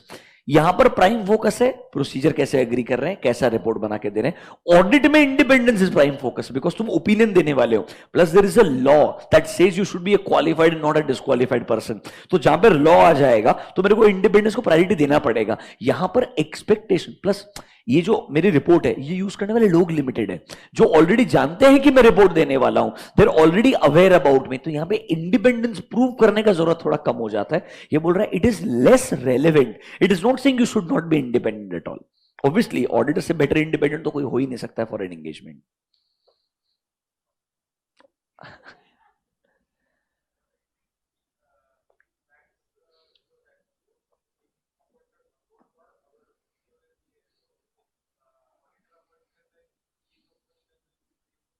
बराबर है। अभी पहला question, who is appointing, bank appoint कर रहा है कि क्लाइंट अपॉइंट कर रहा है? आजकल क्लाइंट अपॉइंट करना बंद हो चुका है। क्यों बंद हो चुका है? कारों के अंदर आ गया है। तो कारों में अगर मेरे को ऑलरेडी रिपोर्ट करना है एज अ कंपनी ऑडिटर, याद है इन्वेंट्री क्लॉज नंबर 2, मेरे को ऑलरेडी रिपोर्ट करना है तो separate appointment company will not do.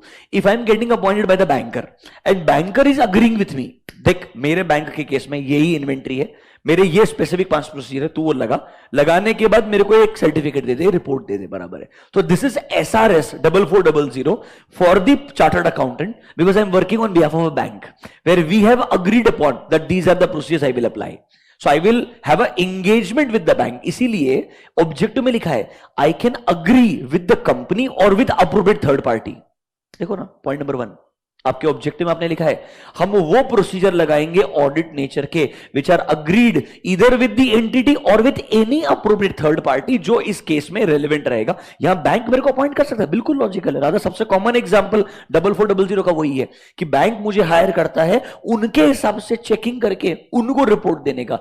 Conclusion कौन ड्रॉ करेगा? बैंक ड्रॉ करेगा। मुझे कंक्लूजन ड्रॉ ही नहीं करना, मुझे उनके हिसाब से काम करके रिपोर्ट बना के देने का है। परफेक्ट, बिल्कुल लॉजिकल एग्जांपल है, ऐसा होता है आज भी। बट मुझे अब क्लाइंट अपॉइंट नहीं करता है, पहले मेरे को क्लाइंट भी अपॉइंट करता था, पर अब कारों में रिक्वायरमेंट आ गया तो रेलेवेंस कम हो गया उसका। ठीक है, आगे बढ़े, चलो come to page number 9.5। Obviously अच्छा हम पहले एक पॉइंट लिखने वाले थे ना फंडामेंटल प्रिंसिपल्स पे। हमने कितने पॉइंट लिखे अभी तक? What was the third last point? क्या लिखा हमने? डिफरेंस बिटवीन, रेफरेंस दिया। अगला पॉइंट लिखिए, अगला point general principles of an agreed upon procedures engagement. General principles of an agreed upon procedures engagement. Dash करके लिखो। All fundamental principles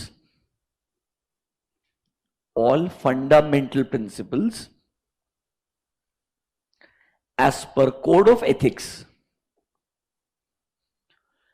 all fundamental principles as per code of ethics issued by ICAI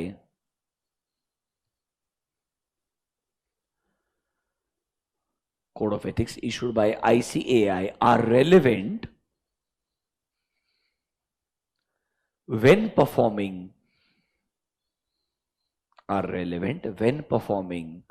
agreed upon procedures engagement,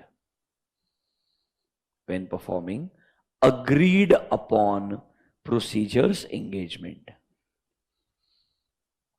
जब ये agreed upon procedure वाला engagement perform कर रहे हैं तो ICI का कोड ऑफ एथिक्स के अंदर जो हमारे 5 फंडामेंटल प्रिंसिपल्स है वो हमारे लिए उतने ही रेलेवेंट है जितना नॉर्मल ऑडिट में होते हैं। I need to comply with all 5 of them. नीचे लिखो note, however independence is not a specific requirement, is not a specific requirement for agreed upon procedures, not a specific requirement for agreed upon procedures, comma, but compliance with code of ethics is mandatory. compliance with code of ethics is mandatory.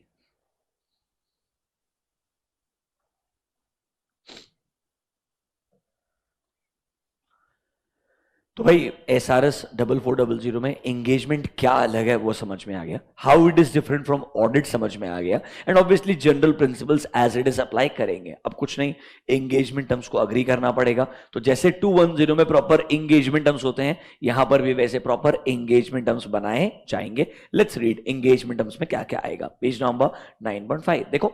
The auditor should ensure with the representative of the entity or with other parties, जहां पर भी वो लोग हैं, that sir उनको proper उनका factual finding का report मिलना चाहिए एंड क्लियर अंडरस्टैंडिंग होना चाहिए हमने क्या प्रोसीजर लगाने थे और इस एंगेजमेंट के क्या कंडीशंस थे. तो हम नॉर्मली चाहते हैं ये मैटर्स इंक्लूडेड होने चाहिए. क्या क्या देखिए sir what is the nature of engagement, including क्या प्रोसीजर हम परफॉर्म करने वाले हैं, और हमारे प्रोसीजर में क्या नहीं आने वाला है, ऑडिट नहीं आने वाला है, रिव्यू नहीं आने वाला है. मतलब हम क्या नहीं देने वाले हैं, अश्योरेंस नहीं देने वाले हैं.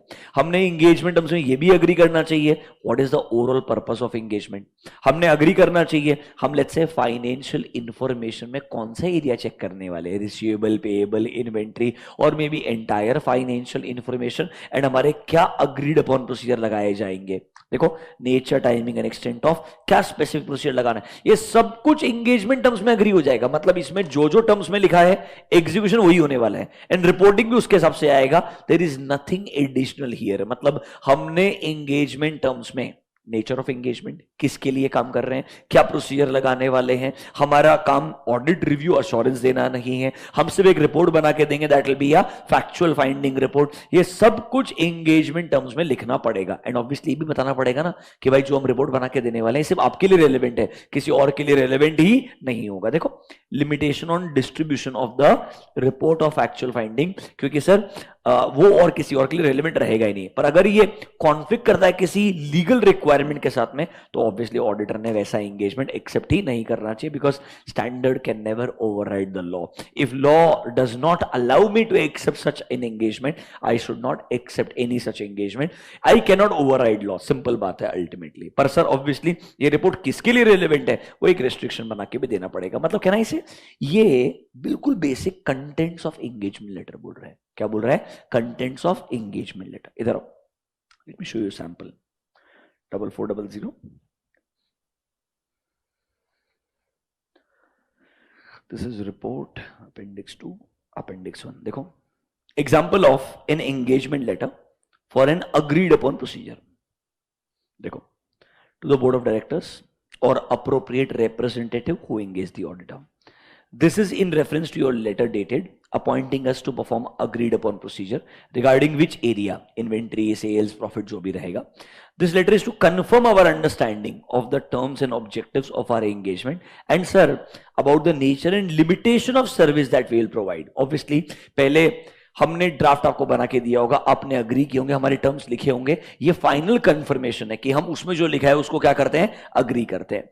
Our engagement will be conducted in accordance with SRS 44. हमने अगर ये लिखा मतलब मेरे लिए 4400 बाइंडिंग हो गया.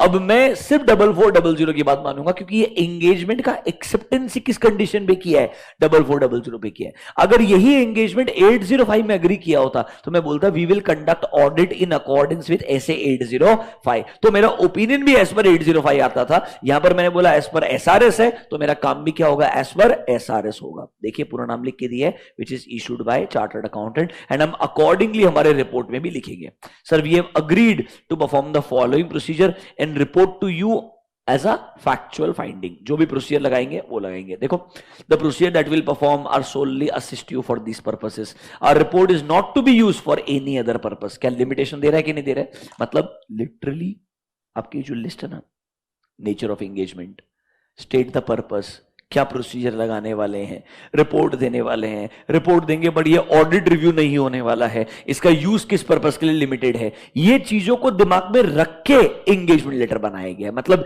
एंगेजमेंट लेटर में बेयर मिनिमम ये चीजें आनी चाहिए आइडियली. सर एंगेजमेंट लेटर होना क्यों चाहिए, ताकि कोई मिसअंडरस्टैंडिंग ना हो, ये प्रॉब्लम ही ना हो कि भाई मेरे से एक्सपेक्टेशन क्या था, आपने क्या एक्सपेक्ट किया, मैंने क्या काम किया, there should not be any misunderstanding. Point number 3 देखो, it is in the interest of both client and auditor there should be a proper engagement letter, ताकि इंपॉर्टेंट टर्म्स क्या रहने चाहिए, डॉक्यूमेंटेड होने चाहिए। एंड ऑब्वियसली ये एंगेजमेंट एक्सेप्ट करना है कि नहीं करना, याद है क्या, एक्सेप्टेंस एनालिसिस। वैसे मेरे को भी सोचना पड़ेगा ना इस एंगेजमेंट के पहले भी, इसको एक्सेप्ट करने के बाद में दूसरे किसी एंगेजमेंट में प्रॉब्लम तो नहीं आएगा, ये एक्सेप्टेंस करने के बाद में लेट्स से क्या मैं बराबर से काम कर पाऊंगा कि नहीं कर पाऊंगा। Generally A and C analysis जो ऑडिटर लगाता है, यहां पर भी एक person A and C analysis लगाएगा बिफोर कन्फर्मिंग मेरे को टर्म्स अग्री करने हैं या नहीं करने हैं। नोटबुक में जाइए, next point, when agreeing the terms of agreed upon procedures engagement, when agreeing the terms of agreed upon procedures engagement, following matters should be considered. Following matters should be considered. Number A, nature of engagement,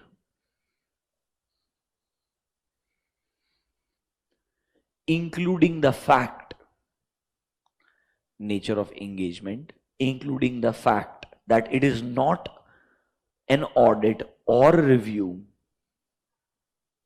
including the fact that it is not an audit or review,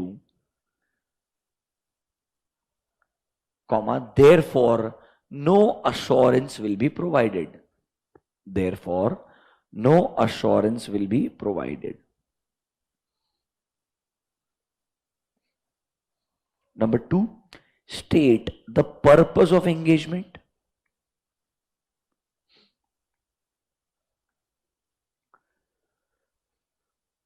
Number 3,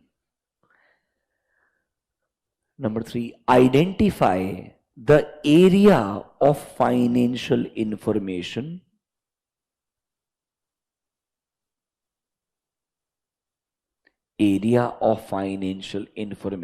on which agreed upon procedures will be applied, on which agreed upon procedures will be applied.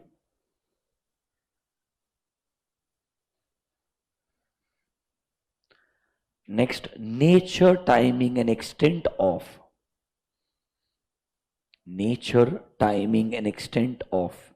specific procedures to be applied.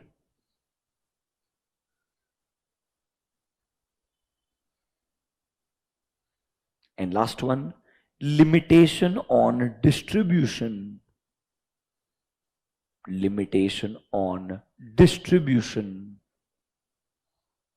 of reports of factual findings. Report of factual findings. ये सब चीजें आएगी तो एक proper engagement letter agree हो जाएगा। 2 minute पढ़ लीजिए। These are indirectly the contents of an engagement letter जो आपके SRS 4400 के एंगेजमेंट लेटर में आना चाहिए। Read the contents once, we will proceed.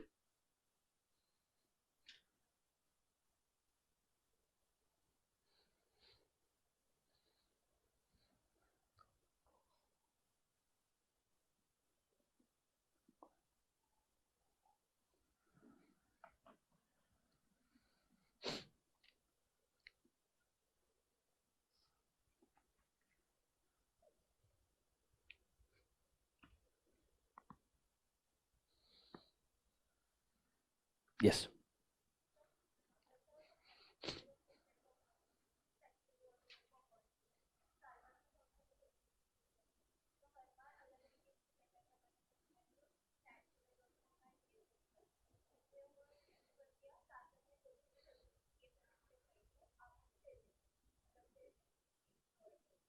Normally ऐसा नहीं लिखते हैं logically. What we do is, in case of listed company तो बहुत केयरफुल होना आपने को पड़ता है आपको, उस केस में तो बिल्कुल भी रिस्की है।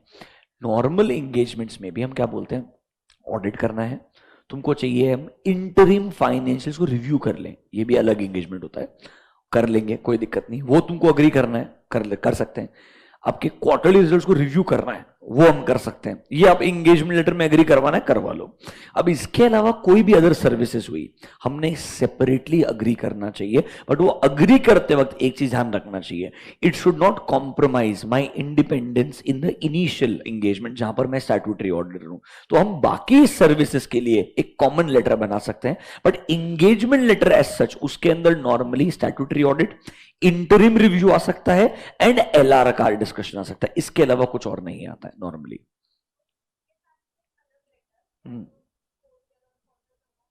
हाँ, वो बना सकते। 5 इयर्स नहीं होता है, वो रेस्पेक्टिव ईयर के लिए होगा, because requirement of certifications will change, it doesn't have to be as it is by always. तो वो एक सेपरेट लेटर बन सकता है, कोई दिक्कत वाला बात नहीं है, पर वो सेपरेट एंगेजमेंट लेटर ही बन जाएगा। देखो एंगेजमेंट लेटर में क्या बोलते हैं ना, एनी रिटन अग्रीमेंट, इधर भी आगे बोलेगा कोई भी रिटन अग्रीमेंट हो सकता है। तो एक एंगेजमेंट का फॉर्मेट अगर आप देखोगे ना, इतना छोटा सा फॉर्मेट है, it's just 1 pager, that's it.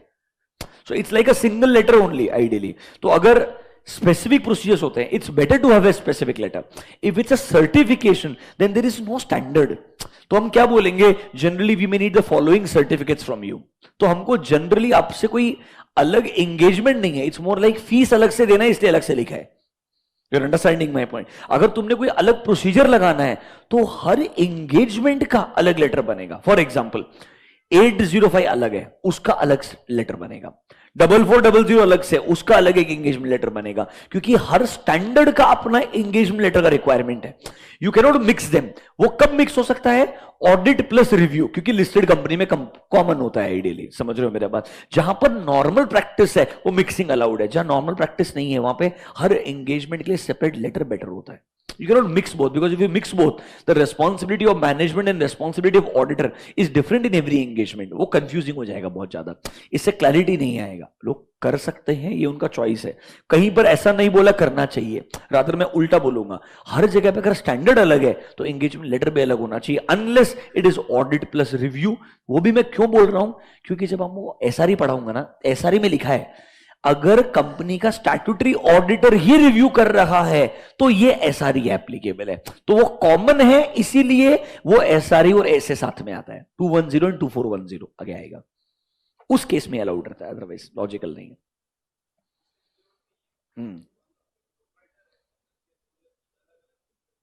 Proprietor की मल्टीपल बिजनेसेस है, बराबर है। प्रोप्राइटर के केस में टैक्स ऑडिट रिपोर्ट में अलग अलग बिजनेसेस, मतलब अलग अलग नाम पे हैं, आर दे पार्टनरशिप्स अलग अलग, ऐसा तो सब बोल रहे हैं? सिर्फ सारे के सारे प्रोप्राइटरशिप अलग अलग? हाँ हाँ, नहीं रिपोर्ट रहेगा ही नहीं वहां पे, वो तो कॉमन एक ही रहेगा रे। वो भी एक कॉमन ही बनेगा ना, क्यों अलग अलग बनाएगा? मैं एक ही बनाएगा, हाँ एक ही बनाएगा, कोई दिक्कत नहीं हो, क्योंकि इंडिविजुअल इंसान है ये। अगर ये मल्टीपल बिजनेसेस ऐसे सेपरेट लीगल एंटिटीज एलएलपी होती, पार्टनरशिप, तो मेरे बात अलग हो जाता। तो हर पार्टनरशिप का मेरे को सेपरेट टैक्स ऑडिट रिपोर्ट बनाना पड़ेगा, वो अलग हो जाता है। या इंडिविजुअल केस में फर्क नहीं पड़ेगा।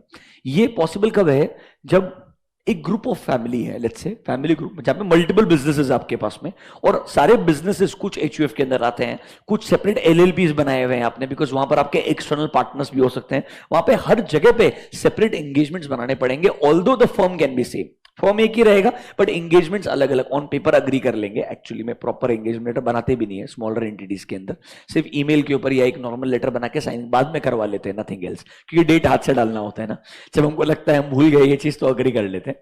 बट उस केस में जरूर पॉसिबल है कि हम ऐसा बोल सकते हैं, इस बिजनेस के रिगार्डिंग ये सब एक साथ में हो गया, इस बिजनेस के रिगार्डिंग ये हो गया। कभी कभी एक बिजनेस का तो बोर्ड मीटिंग का समरी भी आपको बनाना पड़ता है, you know what I mean right, summary of board minutes, क्योंकि बोर्ड मीटिंग को अभी हुआ ही नहीं होगा छोटे कंपनी में, समझ रहे हो, आपको ही बनाना पड़ेगा समरी भी। तो ऐसा हो सकता है, ठीक है। जो हमने मैटर्स लिखे ये सब हमने एंगेजमेंट टर्म से अग्री करने चाहिए। नीचे पॉइंट नंबर 4 में भी रिपीटेड है सेम चीज, एक बार रीड करके क्लोज कर दीजिए, मैंने ऑलरेडी आपके इस पॉइंट में कवर कर लिया, it's repeated point number 4। Matters that would be included in engagement letter, a listing of procedure to be performed on agreed upon procedures, मतलब क्या agreed upon procedures है उसका लिस्ट आएगा, एंड हमें एक रिपोर्ट बना के देंगे। इस रिपोर्ट को डिस्ट्रीब्यूशन आपने स्पेसिफाइड लोगों से ही करना चाहिए, अलग अलग लोगों को नहीं करना चाहिए। ये बेटर इंक्लूडेड है इन पॉइंट्स में जो हमने अच्छे से समराइज किया है अभी तक। वापस से 4400। सबसे पहले what is SRS? Sir, it's a non assurance services, जहां पर आप कोई ना कोई प्रोसीजर्स अग्री कर रहे हैं इधर विद द क्लाइंट और विद अ थर्ड पार्टी, वो प्रोसीजर लगाएंगे और आपके जो फैक्चुअल फाइंडिंग्स रहेंगे, प्रोसीजर लगाने के बाद जो फैक्ट्स आपको मिले, फाइंडिंग्स आपको मिले, वो रिपोर्ट बना के देंगे। User will draw a conclusion on their own. This was the meaning. General principles of code of ethics as it is applicable है। एंगेजमेंट टर्म्स प्रॉपर्ली अग्री करना पड़ेगा, उसमें बेयर मिनिमम कुछ चीजें आनी चाहिए, लिस्ट बना के दिया है। अगले पेज पे आइए, अगला स्टेप प्लानिंग। वेरी टफ, खुद से पढ़ लीजिए, एक ही लाइन है। सर, अच्छे से प्लान करना ताकि बढ़िया से एंगेजमेंट हो। Next, procedure and evidence. कैसे आप प्रोसीजर लगा के एविडेंसेस को ऑब्टेन करेंगे? आपके याद है मेथड्स टू ऑब्टेन एविडेंसेस? वो अब ऑडिट करो, रिव्यू करो, मेथड तो मेथड रहने वाला है, they are not going to change. Look at the list quickly. Inquiry, recomputation, observation, inspection, obtaining confirmation. Can I say general procedures हैं? फटाफट नोटबुक में एक लाइन लिखेंगे, क्लोज करेंगे।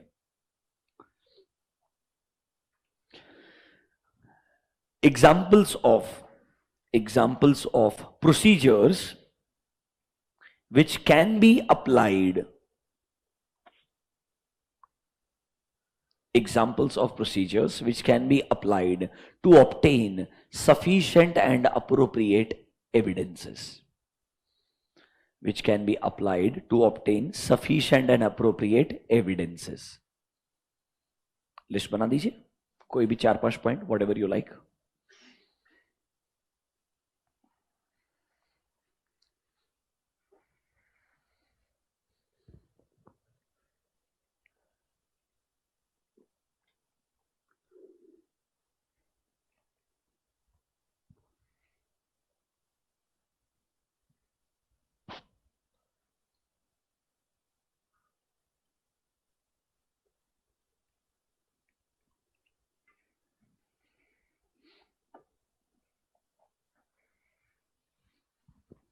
डन।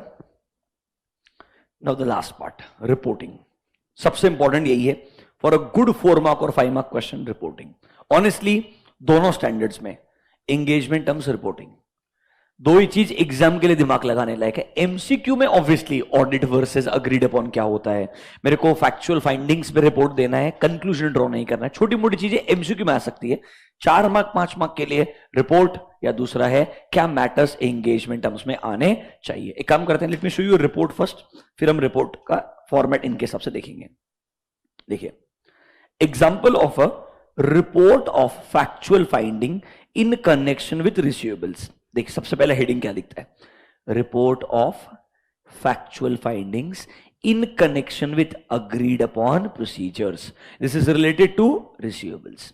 देखो, टू दोज हु एंगेज, जिसने भी अपॉइंट किया होगा, इट कैन बी कंपनी और it can be other third parties also. देखो क्या बोलते हैं, we have perform the procedures agreed with you, and हमने नीचे डिटेल दिया है enumerated below with respect to receivables as at, हमने अकम्पनिंग शेड्यूल्स ऑब्वियसली इसमें नहीं दिया है, मतलब डिटेल दिया हमने क्या प्रोसीजर लगाया है। आवर एंगेजमेंट वॉज अंडरटेकन, फिर से रेफरेंस दिया है SRS 4400 का।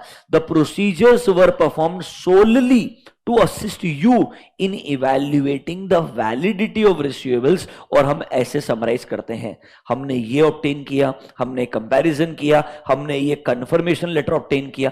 याद है, जो जो प्रोसीजर लगाने के लिए अग्री किया था वो ही प्रोसीजर हमने अप्लाई एक्चुअली में किया है। We should write in the report clearly whatever agreed, have we performed that procedure और नॉट। और अगर लगाया है तो कहना इसे आउटस्टैंडिंग अमाउंट क्या है, क्लोजिंग बैलेंसेस क्या है, जो भी है वो फाइंडिंग मिलना चाहिए कि नहीं मिलना चाहिए, जो भी मेरा फाइंडिंग है वो लिख दूंगा। ये अच्छा है, बुरा है, रिलाई करना है, नहीं करना है, ये कौन डिसाइड करेगा?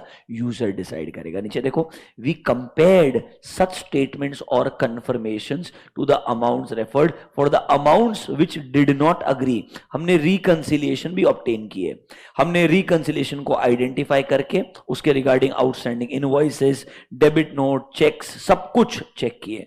We located and examined such invoices जो सब्सिक्वेंटली रेज किए गए थे एक डेट के बाद में, वो भी हमने चेक किया कि सब कुछ प्रॉपर रिकंसिलिएशन में इंक्लूडेड है कि नहीं है। क्या प्रोसीजर लगाया वो लिखा हुआ है।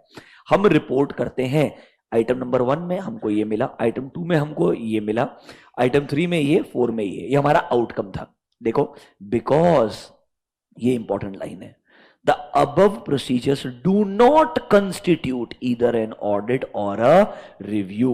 We do not express any assurance on the receivables. This paragraph is very important. अगर हमने परफॉर्म किए होते एडिशनल प्रोसीजर या हमने परफॉर्म किया होता ऑडिट या रिव्यू, तो शायद अदर मैटर्स भी हमें मिलता जो हम आपको रिपोर्ट करते थे। क्या ना, ऐसे दोनों पैराग्राफ में क्लियरली बोल रहा है, आपने जो बोला वो प्रोसीजर लगाया, उसका ये आउटकम है। हमने ऑडिट नहीं किया है, रिव्यू नहीं किया है, अगर वो किया होता तो शायद आउटकम अलग आता।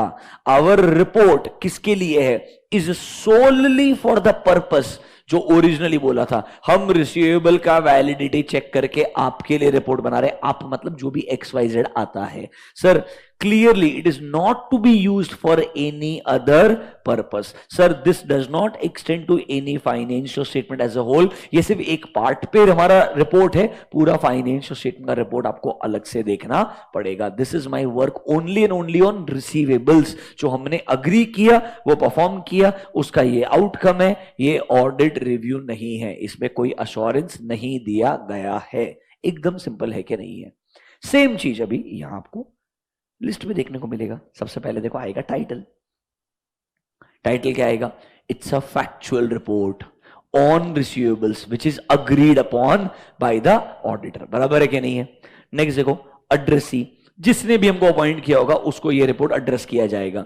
Number 3, identification of specific financial, और जिस भी एरिया को चेक करना है वो एरिया तो लिखना पड़ेगा ना, ये रिसीवेबल के लिए था, इन्वेंट्री के लिए था, what ever area is this, वो रेफरेंस देना पड़ेगा। नेक्स्ट देखिए, अ स्टेटमेंट दैट, हमने वही प्रोसीजर लगाए थे जो हमने क्या किए थे, अग्री किए थे। A statement that engagement was performed as per SRS। सब कुछ है कि नहीं लॉजिकली एकदम? नेक्स्ट देखिए, हमारा इस पूरे चीजों का पर्पस क्या था? हमारा पर्पस था ये देखना कि सर कि रिसीवेबल्स वैलिड है कि नहीं है। देखिए, The procedures were performed. क्यों परफॉर्म किए थे? To assist you in evaluating the validity. Purpose है ये आपका। मतलब हर एक चीज को उसने क्या लिखा है? स्टेटमेंट में लिखा है। नेक्स्ट देखिए क्या बोलता है, सर हमने क्या प्रोसीजर लगाए उसका लिस्ट दीजिए, हमारे फाइंडिंग्स क्या है उसका डिटेल्स दीजिए, आइडियली स्टेटमेंट दीजिए कि सर इसमें कोई ऑडिट या रिव्यू नहीं हुआ है। अगर हमने एडिशनल प्रोसीजर लगाया होता तो हमें एडिशनल मैटर भी मिलते जो हम आपको रिपोर्ट करते थे। एंड सर ये किसके लिए बनाया गया है? It is restricted only for specific parties. इसके अलावा किसी और को आपने ये रिपोर्ट नहीं देना चाहिए यूज करने के लिए। हर एक स्टेटमेंट लॉजिकल लग रहा है क्या? ये याद नहीं करना है। अगर आपने ढंग से रीड किया, एक एग्जाम्पल सामने रखा, इसके ऊपर 5 पॉइंट अगर लिखना हुआ एग्जाम में, you should be able to right.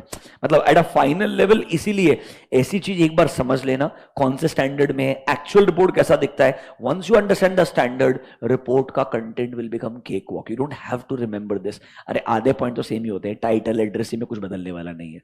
Obviously ये रिपोर्ट किसके लिए है वो आएगा ही आएगा। रिपोर्ट के अंदर हमने क्या प्रोसीजर लगाया वो आएगा, आउटकम क्या है वो आएगा। ये ऑडिट रिव्यू नहीं है, बार बार बोल रहे तो लिखना ही पड़ेगा आइडियली। ये ऑडिट हमने काम किया एज पर SRS 4400 वो रेफरेंस देना पड़ेगा।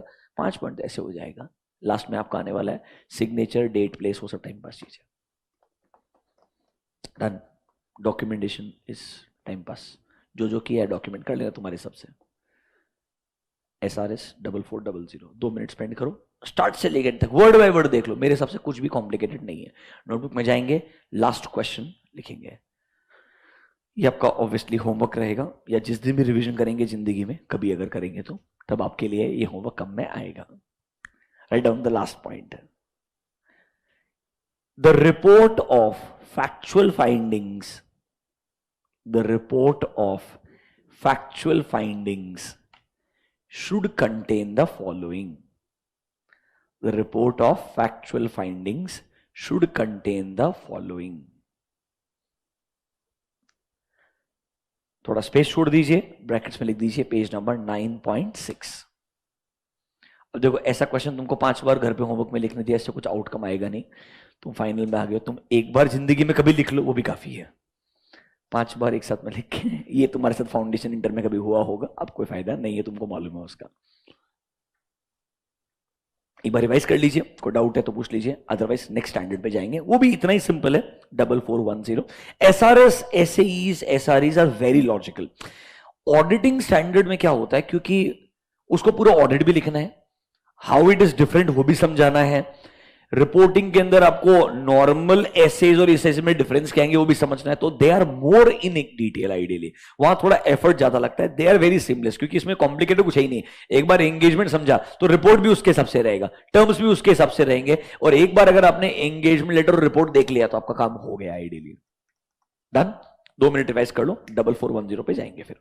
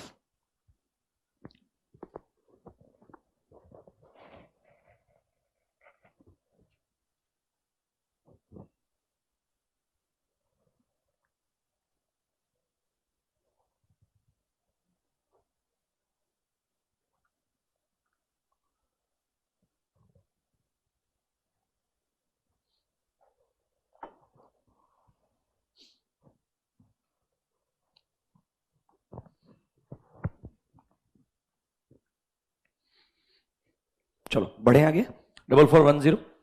Let's start with 4410। This is called as compilation engagement. अब अगर आप कंपाइलेशन पूछेंगे ना, ये किसके बारे में बात कर रहा है, compilation of financial information. This is compilation of financial information. यहां पर ना ऐसा मान के चलिए, अकाउंटिंग रिलेटेड कंसल्टेंसी आपको कंपनी को प्रोवाइड करना है। ये 4410 पढ़ते पढ़ते आपको ऐसा लगेगा ही कि हम एक्चुअली कुछ काम कर भी रहे हैं कि नहीं कर रहे हैं, क्योंकि इधर भी पता क्या बोलेगा, who is responsible to prepare and present financial statements, management. बराबर है, क्राइटेरिया भी वो डिसाइड कर रहे हैं, रिस्पॉन्सिबिलिटी भी उसका है, तो तू कर क्या रहा है, that will be a very big question mark. But 4410 is basically एक simple example, companies which had to make their financial statements as per Ind AS for the first time definitely need a help of certain chartered accountants.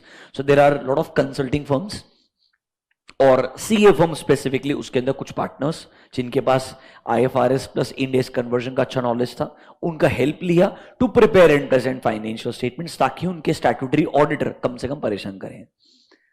Standard practice होता है, तुमको एक तरीका बोलता हूं, I am sure तुम धंधे में तुमको ऑलरेडी मालूम रहेगा। अगर पीडब्ल्यू मेरा ऑडिटर है, समझ लो मेरे को मालूम हुआ कि परेशान करने वाला है, पीडब्ल्यू डायरेक्टली रिकमेंडेशन नहीं देगा, बट तुम समझ जाओगे कि अगर इससे मैंने काम करवाया फाइनेंशियल रिपोर्ट्स, तो पीडब्ल्यू सबसे कम परेशान करेगा। You are understanding my point. Classic example, I will not give you the names, but if I, let's say I example है, मैं नहीं हूं obviously, ABC worked in PwC, became a manager, and I realise PwC का ऐसा बहुत सारा client है जिनको एक्चुअली अकाउंटिंग एंड ऑडिटर को हैंडल करने के लिए सर्विसेज चाहिए। तो मैंने क्या किया, इधर से बाहर निकला, एक फर्म बनाया। इस फर्म का ऑब्जेक्टिव ही ये है कि PwC के जो सारे स्टैट्यूटरी ऑडिट एंगेजमेंट्स वाले क्लाइंट हैं, समझ रहे हो मेरा बात, वो पूरे मेरे पास में आ जाए। बढ़िया धंधा है, बहुत अच्छा पैसा भी है, और बेस्ट पार्ट क्या है, अगर हैंडल करना मैंने सिखा दिया, 5 साल 10 साल तक फर्म भी सेम रहने वाला है। समझ रहे हो मेरा बात, रोटेशन उसके लिए चलो एप्लीकेबल हो जाएगा, 5-10 साल में मेरी रेपुटेशन ऐसी हो जाएगी कि मैं तो रोटेट होगा ही नहीं, क्योंकि मैं कंसल्टेंट है। यूर अंडरस्टैंडिंग माय पॉइंट, मेरे को कोई फर्क नहीं पड़ता है। फिर 5 साल 10 साल का PwC की जगह EY आए या KPMG आए, क्या फर्क पड़ने वाला है। एक बार रिलेशनशिप बिल्ड हुआ, मैंने एक ऑडिट फर्म को पूना के अंदर 50 लोगों से, मतलब 2014, आई स्टिल रिमेंबर, मतलब इतना सा ऑफिस था लिटरली, ये जो बीच वाला ऑफिस है ना, ये this part was the office, hardly 7 से 8 लोग थे टोटल फर्म के अंदर। एक एंगेजमेंट के लिए आए, even while started teaching, I was not continuing with any firm, but उनको एक एंगेजमेंट में असिस्ट करने के लिए मैंने फ्रीलांसिंग में भी काम किया था। I have a good relationship with the firm. This firm today has 300 people. Do you get my point? Has a entire building of its own, which even PwC doesn't have. Are you understanding my point? Growing crazy, बढ़िया धंधा कर रहा है। अब थोड़ा सा over diversify हो गया बिजनेस, ये भी एक प्रॉब्लम है। जब आपका सडनली एक कोर फोकस ज्यादा शिफ्ट होना शुरू हो जाए तो नए प्रॉब्लम्स आ जाते हैं। नाम नहीं दे सकता हूं, गलत हो जाएगा आइडियली, बट तुमको नाम मिल जाएगा इजीली, तुम अगर जनरल रिसर्च भी करोगे। पूना बेस्ड फॉर्म है, जितना अच्छा अग्रेसिव ग्रो किया है 10 साल से भी कम में। I have not seen a firm growing in less than 10 years in Pune. Why? The reason is Pune में एफडीआई का फ्लो नहीं है। If this is Bangalore the story is different, because in Bangalore there is more money flowing from outside country. तो मेरे पास में भर भर के पैसा आ रहा है, तो अगर मेरे को अकाउंटिंग या रिक्रूटमेंट रिलेटेड सर्विसेज प्रोवाइड करनी है, पैसा मिल रहा है, एक्सेप्टेबल है। बैंगलोर में एक्सेप्टेबल है, बॉम्बे में सारे लिस्टेड कंपनी का हेड ऑफिस है, उधर एक्सेप्टेबल है।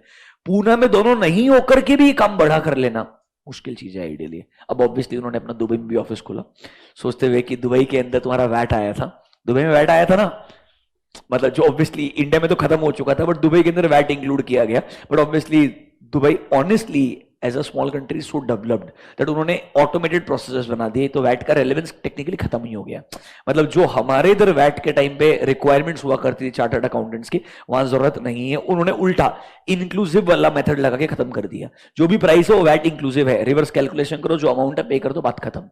सॉफ्टवेयर से ऐसे बनाए कि एक ही है, बाइफर्केशन में कॉम्प्लिकेशन बनाया नहीं, स्टेट बाय स्टेट की लड़ाई रखी नहीं जिंदगी के अंदर, तो प्रॉब्लम ही नहीं है। समझ रहे मेरे बात? It made it very simple for them that when tax element came also it became very easy. But the approach is, वहां पे अभी वैट आया है, अब आया कॉर्पोरेट टैक्स, कॉर्पोरेट्स के ऊपर टैक्स आया है अभी, अब आएगा इंडिविजुअल्स पे टैक्स। बेसिकली वहां पर अकाउंटिंग की दुनिया चालू ही नहीं हुआ ना, उधर अकाउंटिंग बॉडी ही नहीं एग्जिस्ट करता है। मतलब तुम चार्टर्ड अकाउंटेंट हो, सीपीओ, एसीसीओ, कोई फर्क नहीं पड़ता, उनके लिए तुम अकाउंटेंट हो। You're understanding my point? Whether whatever country you belong to, whatever qualification you have an accounting knowledge, that is important ideally. तो ऐसे firms obviously बहुत grow करते हैं। 4410 is one such engagement that is called as compilation engagement। यहाँ पे पहली बार वो बोलेगा आप अपना accounting expertise यूज करने वाले हो to help a company in preparing and presenting the financial statements. This is called as compilation. Simple सा बात है, कंपनी को एक एफआरएफ फॉलो करना है, ये एप्लीकेबल एफआरएफ रहेगा, चाहे वो जनरल पर्पस हो या स्पेशल पर्पस हो, क्या फर्क पड़ता है? एफआरएफ है, बराबर है कि नहीं? What is FRF? Financial reporting framework. Company has to comply with the applicable FRF to prepare their financial statements. उनको इसके रिगार्डिंग आपका हेल्प चाहिए। If you help them in terms of accounting expertise, जिससे फाइनेंशियल स्टेटमेंट बराबर से बनाया जाए, या अलग अलग सोर्सेस से डेटा है उसको साथ में लाके कंपाइल किया जाए, वो सब कुछ 4410 में कवर किया जाएगा। That is called as compilation engagement. मस्त स्टैंडर्ड है, सिंपल है, वैसा ही अप्रोच में जाएगा पूरा का पूरा, कुछ कॉम्प्लिकेशन नहीं है। Let's get started. आ जाइए इन योर मॉड्यूल्स 9.8 4410 क्या बोलता है? It deals with practitioners responsibility, जिसको एंगेज किया जा रहा है टू असिस्ट द मैनेजमेंट।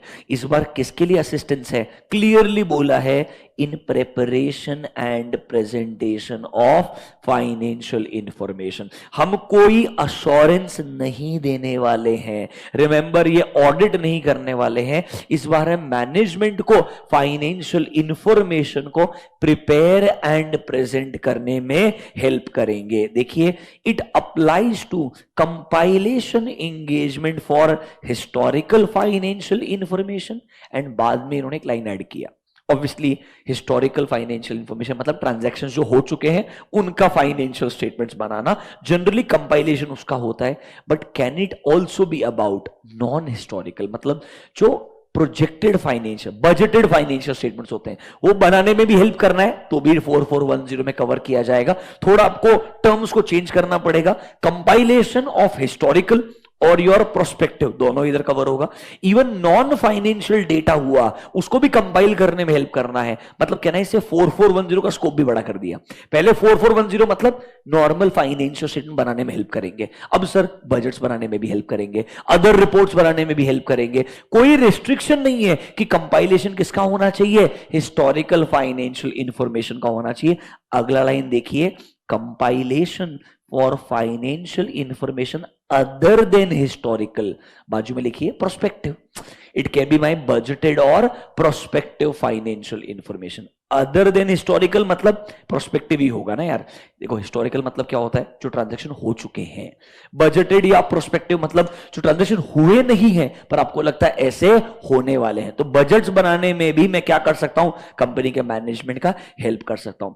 या मैं कंपाइलेशन कर रहा हूं नॉन फाइनेंशियल इंफॉर्मेशन का, सिर्फ इन्वेंट्री के डेटा का, जहां पे इन्वेंट्री के अमाउंट इन्वॉल्व नहीं है, अलग अलग टाइप्स ऑफ इन्वेंट्री, उनका क्वांटिटी, उनका कंडीशन कैसा है, इसके रिगार्डिंग डेटा कंपाइल करने में हेल्प कर रहा हूं, कोई दिक्कत नहीं है। मतलब in simple terms it can be any type of accounting help, जहां पर पुराना ट्रांजैक्शन जो हो चुका है उसका कंपाइलेशन होगा, बजटेड नंबर्स होगा। एंड अब इन्होंने बोला it doesn't have to be an financial information also, it can be a non financial data also, मतलब any type of consulting to the management, जिससे वो लोग फाइनेंशियल स्टेटमेंट बना पाए, बजट्स बना पाए, या अपने एक्सपेक्टेड प्रोजेक्ट रिपोर्ट्स बना पाए। कुछ भी काम रिलेटेड अगर आपको लगता है डेटा है, रिपोर्ट बनाने में आपको वो हेल्प करेगा। Report is financial report, project report, any type of report जिसको आगे जाकर के या तो ऑडिट किया जाएगा, कोई और रिव्यू करेगा, या कोई उसको यूज करेगा। Someone else is going to audit and review, I am going to help the management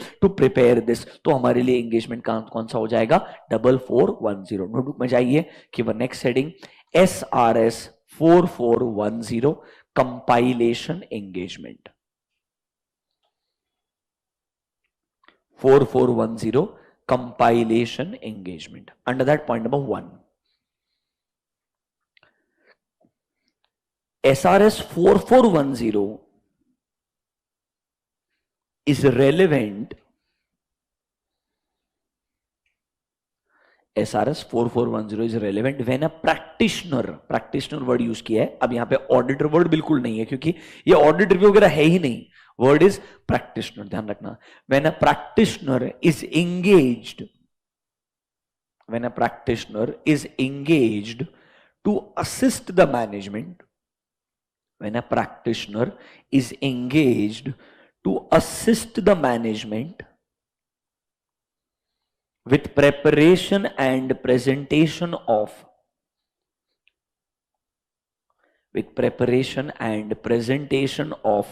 historical financial information. Preparation and presentation of historical financial information.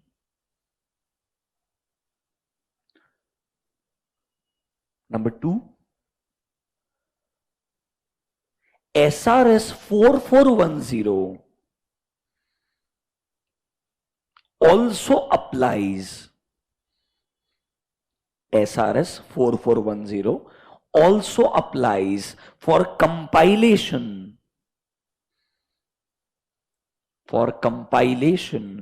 of financial information,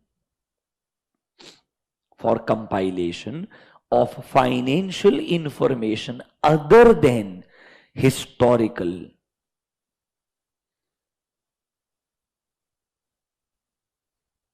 That is, even prospective financial information.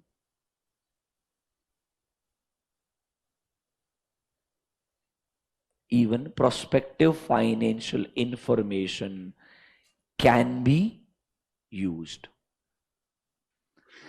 मतलब budgeted data बनाने के लिए भी practitioner का help लिया जा सकता है।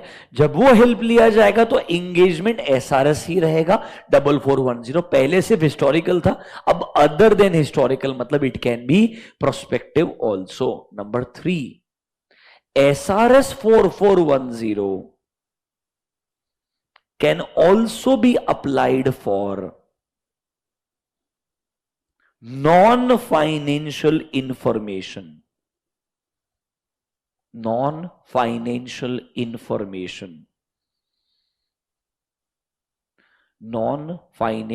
information engagement for compilation. मतलब है डेटा का कंपाइलेशन ही, बट फाइनेंशियल इंफॉर्मेशन ही हमेशा इन्वॉल्व हो ये भी जरूरी नहीं है। इवन ये जो तीनों पॉइंट जानबूझ के लिखा है एमसीक्यू में, क्योंकि जनरली लोगों को लगता है फाइनेंशियल इंफॉर्मेशन का कंपाइलेशन होगा, हिस्टोरिकल का ही होगा। नहीं भाई, प्रोस्पेक्टिव भी अलाउड है, नॉन फाइनेंशियल भी अलाउड है। 4410 में क्लियरली बोला है, आप अडेप्ट कर लो इस एसआरएस को, नए स्टैंडर्ड नहीं बनाते जाएंगे हर चीज के ऊपर, जनरल एसआरएस ही काम में आ जाएगा।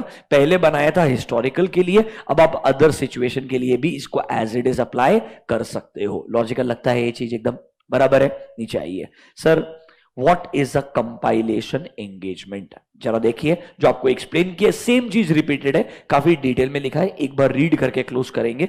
इतना ग्रेट नहीं है from exam point of view, कुछ एग्जांपल्स वगैरह दिए जो पता होने चाहिए। देखिए कंपाइलेशन में क्या होगा, प्रैक्टिशनर, अच्छे से रीड कीजिएगा, will apply accounting and financial reporting expertise, जिससे वो किसको असिस्ट करेगा, मैनेजमेंट को, ताकि वो क्या कर पाएंगे, प्रिपेयर एंड प्रेजेंट कर पाएंगे। क्या चीज, फाइनेंशियल इंफॉर्मेशन एज पर एप्लीकेबल एफआरएफ। नंबर 1 लॉजिकल लगता है एकदम, I am going to use my accounting expertise और फाइनेंशियल अकाउंटिंग रिपोर्टिंग एक्सपर्टीज, ताकि मैं मैनेजमेंट को हेल्प कर पाऊं, so that they can prepare financial statements. Point number 1 logical है। Number 2, management will request a professional accountant in public practice, मतलब chartered accountant in practice. Professional accountant in practice India में कौन हो गया, CA in practice, to assist them in preparation. Okay. Number 3 mark कीजिए, important, a compilation engagement is not an, मतलब ध्यान रखना, इधर क्लियर है मुझे मैनेजमेंट को हेल्प करना है टू प्रिपेयर, मैंने उसे ऑडिट नहीं करना है। मैनेजमेंट ने मुझे कुछ डेटा दिया, मैंने जनरली देखना चाहिए वो डेटा बराबर है कंपाइलेशन करते वक्त, मैंने उसके ऊपर ऑडिट एविडेंस ऑब्टेन नहीं करना है, एनालिटिकल प्रोसीजर नहीं। It is not audit nor review, I am not giving any assurance. ध्यान रखना, अ compilation engagement is not an, मतलब इट डज नॉट रिक्वायर कि मैं वेरीफाई करूं एक्यूरेसी को, कंप्लीटनेस को, जो भी इंफॉर्मेशन मैनेजमेंट दे रहा है, बराबर है, क्योंकि मैं कोई भी ओपिनियन या रिव्यू नहीं देने वाला हूं। नोटबुक में जाइए, कितने पॉइंट हो गए, 3 पॉइंट हो गए, बराबर है। Number 4, a compilation engagement is not an assurance engagement, is not an assurance engagement, therefore a compilation engagement is not an assurance engagement, therefore practitioner is not required, therefore practitioner is not required to verify, practitioner is not required to verify accuracy or completeness of information provided by management, वो जो information दे रहा है मैं बस logical question पूछ करके continue कर सकता हूं, उसका एक्यूरेसी, कंप्लीटनेस डिटेल में चेक करने की जरूरत नहीं है। इस पॉइंट नंबर 4 या 5 जो भी पॉइंट तुम्हारा क्लियर है तुमको। अब देखिए 9.8 एग्जाम्पल दे रहा है, financial information that is subject of a compilation can be used for various purposes। या तो सर कोई मैंडेटरी एफआरएफ रहेगा जो एस्टैब्लिश्ड बाय लॉ और रेगुलेशन, सिंपल है, हर साल के एंड में फाइनेंशियल स्टेटमेंट बनाना पड़ता है, उसको बनाने के लिए मैंने हेल्प लिया, क्या अभी भी एसआरएस 4410 आएगा? हाँ। अब सर कोई स्पेसिफिक तुमको लॉ के हिसाब से फाइनेंशियल स्टेटमेंट बनाना है, उसके लिए तो ऑब्वियसली 4410 आएगा ही। अब सर कोई लॉ का रिक्वायरमेंट नहीं है, बट लेट्स से हमारे इंटरनल पर्पस के लिए फाइनेंशियल रिपोर्ट बनाने का है, या सर कोई बैंकर के लिए हमको फाइनेंशियल रिपोर्ट्स बनाने का है, इस बार मैं चेक नहीं कर रहा हूं, इस बार मैं रिपोर्ट बनाने में हेल्प कर रहा हूं, किसका? मैनेजमेंट का। Can I say I am acting as accountant और financial reporting consultant of the company. देखिए नीचे, या तो सर एज पर लॉ आपको फाइनेंशियल स्टेटमेंट्स बनाने की जरूरत होती, या sir there can be purposes not related to mandatory financial reporting, मतलब ये कोई एज पर लॉ रिक्वायरमेंट नहीं है, बट सर मैनेजमेंट टीसीडब्ल्यूजी अपने इंटरनल यूज के लिए बना सकते हैं, या सर हमारी कुछ एक्सटर्नल पार्टीज होगी लाइक बैंकिंग कंपनीज, अब उनको डेटा देना है जिन्होंने फंड दिया होगा हमको, उन्हें कंटिन्यूएशन के लिए, मतलब उनका फंड कंटिन्यू रख पाए, उनको रिपोर्ट बना के देना होगा। जैसे स्टार्टअप्स के केस में होता है, सिकोया विकोया ने अगर पैसा डाल दिया, वो बोलता है क्वार्टरली बेसिस पे हमको नंबर्स प्रिपेयर करके इस फॉर्मेट में प्रेजेंट करो ताकि आपका फंडिंग कंटिन्यू रहेगा। मतलब स्टार्टअप्स के केस में भी ये रेलेवेंट हो सकता है, या गवर्नमेंट ग्रांट्स के केस में भी रेलेवेंट हो सकता है, या बैंक से पैसा लिया होगा तब भी रेलेवेंट हो सकता है। वो बोलता है कि फाइनेंशियल रिपोर्ट्स को ऐसे बना करके कंपाइल करके डेटा हमें प्रोवाइड करो ताकि हम समझेंगे आप उस तरीके से प्रोग्रेस कर रहे हो कि नहीं कर रहे हो जैसा हमने सोचा था। मतलब ये फाइनेंशियल स्टेटमेंट्स एज पर एप्लीकेबल एफआरओ या कोई स्पेशल पर्पस हो, क्या फर्क पड़ता है। ये एग्जाम्पल किसके हैं, स्पेशल पर्पस के। नीचे देखिए, फॉर ट्रांजैक्शनल पर्पसेस, आपको कोई मर्जर एक्विजिशन करना होगा, इसके लिए नया फाइनेंशियल स्टेटमेंट्स बनाना होगा, किसी भी पर्पस के लिए कंपाइलेशन हो सकता है। नोटबुक में जाइए, अगला पॉइंट लिखिए, examples of different purposes, examples of different purposes for which compilation can be done. Compilation के पीछे अलग अलग पर्पस क्या हो सकता है। Number A, it is a mandatory requirement as per law, it is a mandatory requirement as per law, क्योंकि sir financial statement बनाना मैंडेटरी रिक्वायरमेंट है। Number B, other purposes such as entities internal use, other purposes such as entities internal use, comma, reporting to external parties, that is funding body,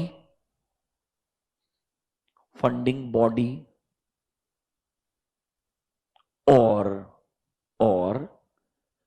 requirement for a transactional purpose, requirement for transactional purpose, that is mergers or acquisitions।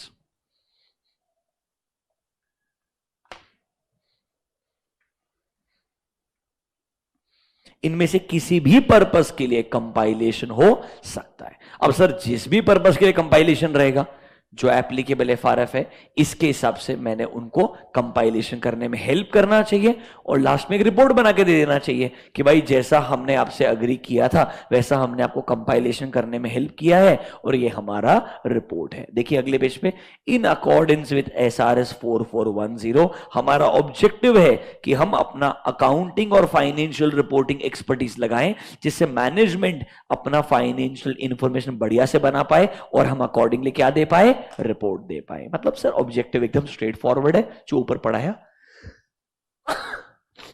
उसका ही summary है। क्या आपको 4410 का एक introduction समझा क्या कि 4410 is a compilation engagement जहां पे प्रैक्टिशनर क्या करेगा, अपने अकाउंटिंग और फाइनेंशियल रिपोर्टिंग एक्सपर्टीज देने वाला है। किसको, मैनेजमेंट को। सर या तो उनको मैंडेटरी फाइनेंशियल स्टेटमेंट बनाना है, इसमें हेल्प करेगा, या किसी और पर्पस के लिए रिपोर्ट्स बनाने होंगे उसमें हेल्प करेगा। सिर्फ हिस्टोरिकल डेटा आएगा नहीं, it can be other than historical information also. सिर्फ फाइनेंशियल इंफॉर्मेशन का कंपाइलेशन होगा, no, it can be other than non, मतलब it can be non financial information also, anything can be covered. क्या आपको introduction to compilation engagement समझा क्या? 100%। अगले page पे आइए, कुछ नहीं, अब हमको same ethical requirements as it is आने वाली है। एंगेजमेंट का एक्सेप्टेंस, एक बार सिर्फ हेडिंग देखिए, does it sound like a proper audit. पहले हमारा स्कोप क्या है, एंगेजमेंट टर्म्स में एग्री करेंगे, हमारे एथिकल रिक्वायरमेंट्स कंप्लाई करने पड़ेंगे। याद है हर एंगेजमेंट के स्टार्ट से पहले A and C analysis, acceptance and continuous analysis वो आएगा। फिर सर हम एंगेजमेंट परफॉर्म करेंगे, उसके बाद में आएगा हमारा reporting, communication with TCW chain management and then the reporting part. बराबर है। एक आपको फॉर्मेट दिखाऊं रिपोर्ट का ताकि आपको थोड़ा सा एंगेजमेंट लेटर कैसा दिखता है, रिपोर्ट कैसा दिखता है, एक ओवरव्यू मिल जाएगा। कल उसको हम डिटेल में डिस्कस करके क्लोज भी कर देंगे। Let me show you the format of engagement letter and the report. 4410 compilation engagement.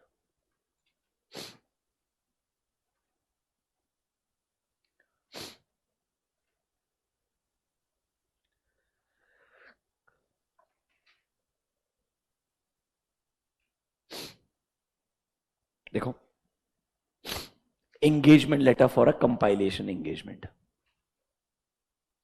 To the management, you have requested that we provide the following service.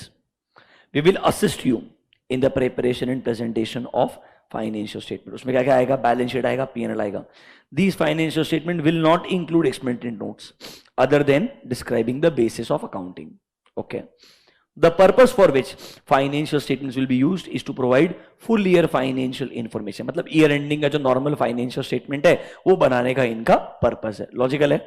देखो, the financial statements will be solely for your use and will not be distributed to other parties. हमारा क्या responsibility है? Sir, हम लोग हमारा expertise लगाएंगे किसके ऊपर? अकाउंटिंग एंड फाइनेंशियल रिपोर्टिंग का related expertise to assist you in preparation and presentation. Since compilation is not an assurance engagement, we are not required to verify the accuracy और completeness of information जो आप हमको देने वाले हैं. बराबर है कि नहीं? जो नॉर्मली हमको ऑडिट के दौरान या रिव्यू के दौरान करना होता है वो हमको यहां करने की जरूरत नहीं है. Accordingly we will not express an audit opinion, we will not give you a conclusion. And sir, हम ये बताएंगे ही नहीं whether they are prepared properly और नॉट, क्योंकि मैं खुद का काम खुद कैसे चेक करेगा. We will perform compilation engagement in accordance with SRS. कौन कौन सा?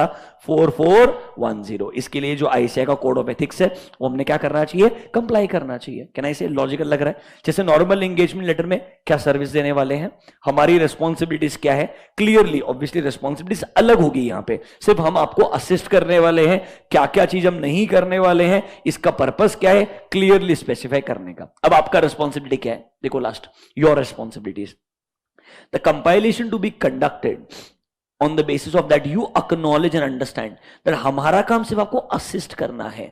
अल्टीमेटली आपकी ओवरऑल रिस्पॉन्सिबिलिटी रहेगी फॉर कंपाइलेशन. मतलब मैं असिस्ट करूंगा, ओवरऑल फाइनेंशियल स्टेटमेंट बनाने का काम तुम्हारा है.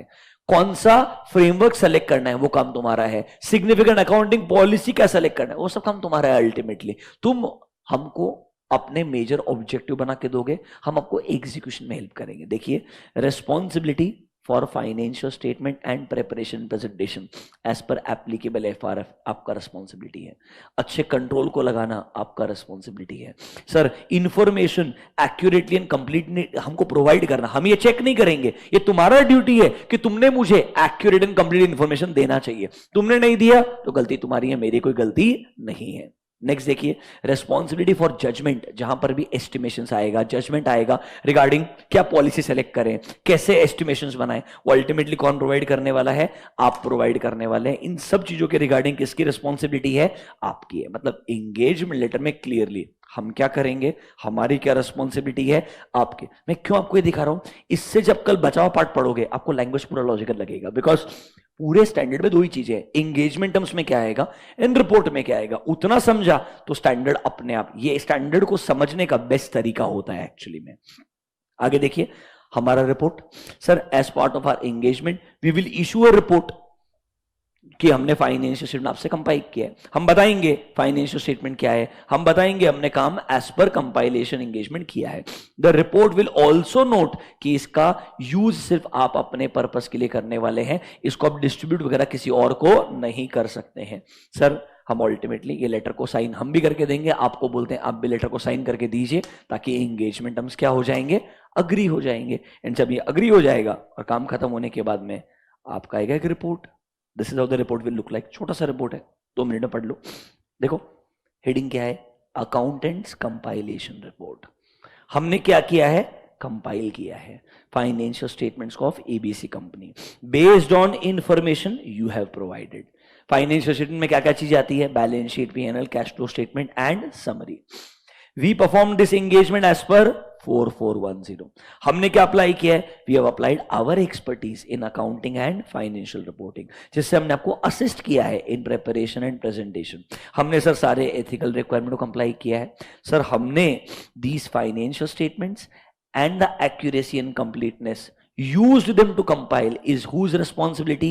Your responsibility. मतलब मैनेजमेंट का रिस्पॉन्स. तुमने इंफॉर्मेशन दिया है, हमने उसका एक्यूरेसी कंप्लीटनेस चेक नहीं किया है.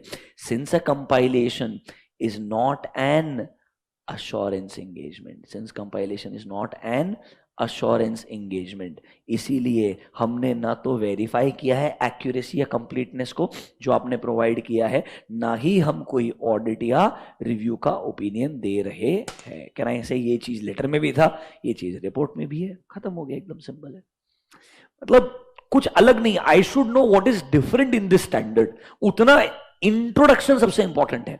एंगेजमेंट लेटर रिपोर्ट में कुछ आपको क्रेजी नहीं मिलने वाला है। Once you understand the different type of engagement जो मैं यहां करने के लिए, हाँ 4400 में मैं प्रिपरेशन ऑफ फाइनेंशियल स्टेटमेंट में हेल्प नहीं कर रहा हूं, वहां पे कोई चीज को चेक करने में हेल्प करो। इसीलिए 4400 में ऑडिट ऑडिट ऑडिट आ रहा था कि आप ओपिनियन मत दो पर आप कर ऑडिट नेचर का प्रोसीजर रहे हो। याद करो 4400 में बोला था ऐसे प्रोसीजर अग्री करो जो कौन से नेचर के, ऑडिट नेचर के। इधर ऑडिट ही नहीं है, इधर आप अकाउंटिंग एक्सपर्टीज यूज करके उन्हें फाइनेंशियल स्टेटमेंट बनाने में हेल्प कर रहे हो। मतलब एसआरएस में भी दो ब्रॉडर कैटेगरी है, एक जहां पे ऑडिटिंग में थोड़ा एग्जामिनेशन होगा पर ओपिनियन नहीं आएगा, सिर्फ जो मिलता है उसका रिपोर्ट मिल जाएगा। यहां पर तो आप अकाउंटिंग करने में हेल्प कर रहे हो इन प्रेपरेशन ऑफ फाइनेंशियल स्टेटमेंट। वो स्पेसिफिक स्टैंडर्ड कौन सा है? SRS 4410। क्या आपको ब्रॉडर डिफरेंस और एक अच्छा अंडरस्टैंडिंग आया है क्या? कल एक आधा घंटा लगेगा हमको रिपोर्टिंग के एलिमेंट्स, एंगेजमेंट टर्म्स में क्या अग्री होता है, जो आपने पढ़ा है वही चीज लिखा होगा। Will spend half an hour and we should be able to finish that. अभी कंफर्टेबल गाइस? पक्का? कल एसआरएस भी खत्म हो जाएगा, हम अगले चैप्टर पे जाएंगे। अब ये चैप्टर बहुत इजी है, एसआरई में जरूर टाइम लगेगा पर बहुत सारे चैप्टर्स बहुत स्ट्रेट फॉरवर्ड भी रहेंगे। ठीक है, थैंक यू।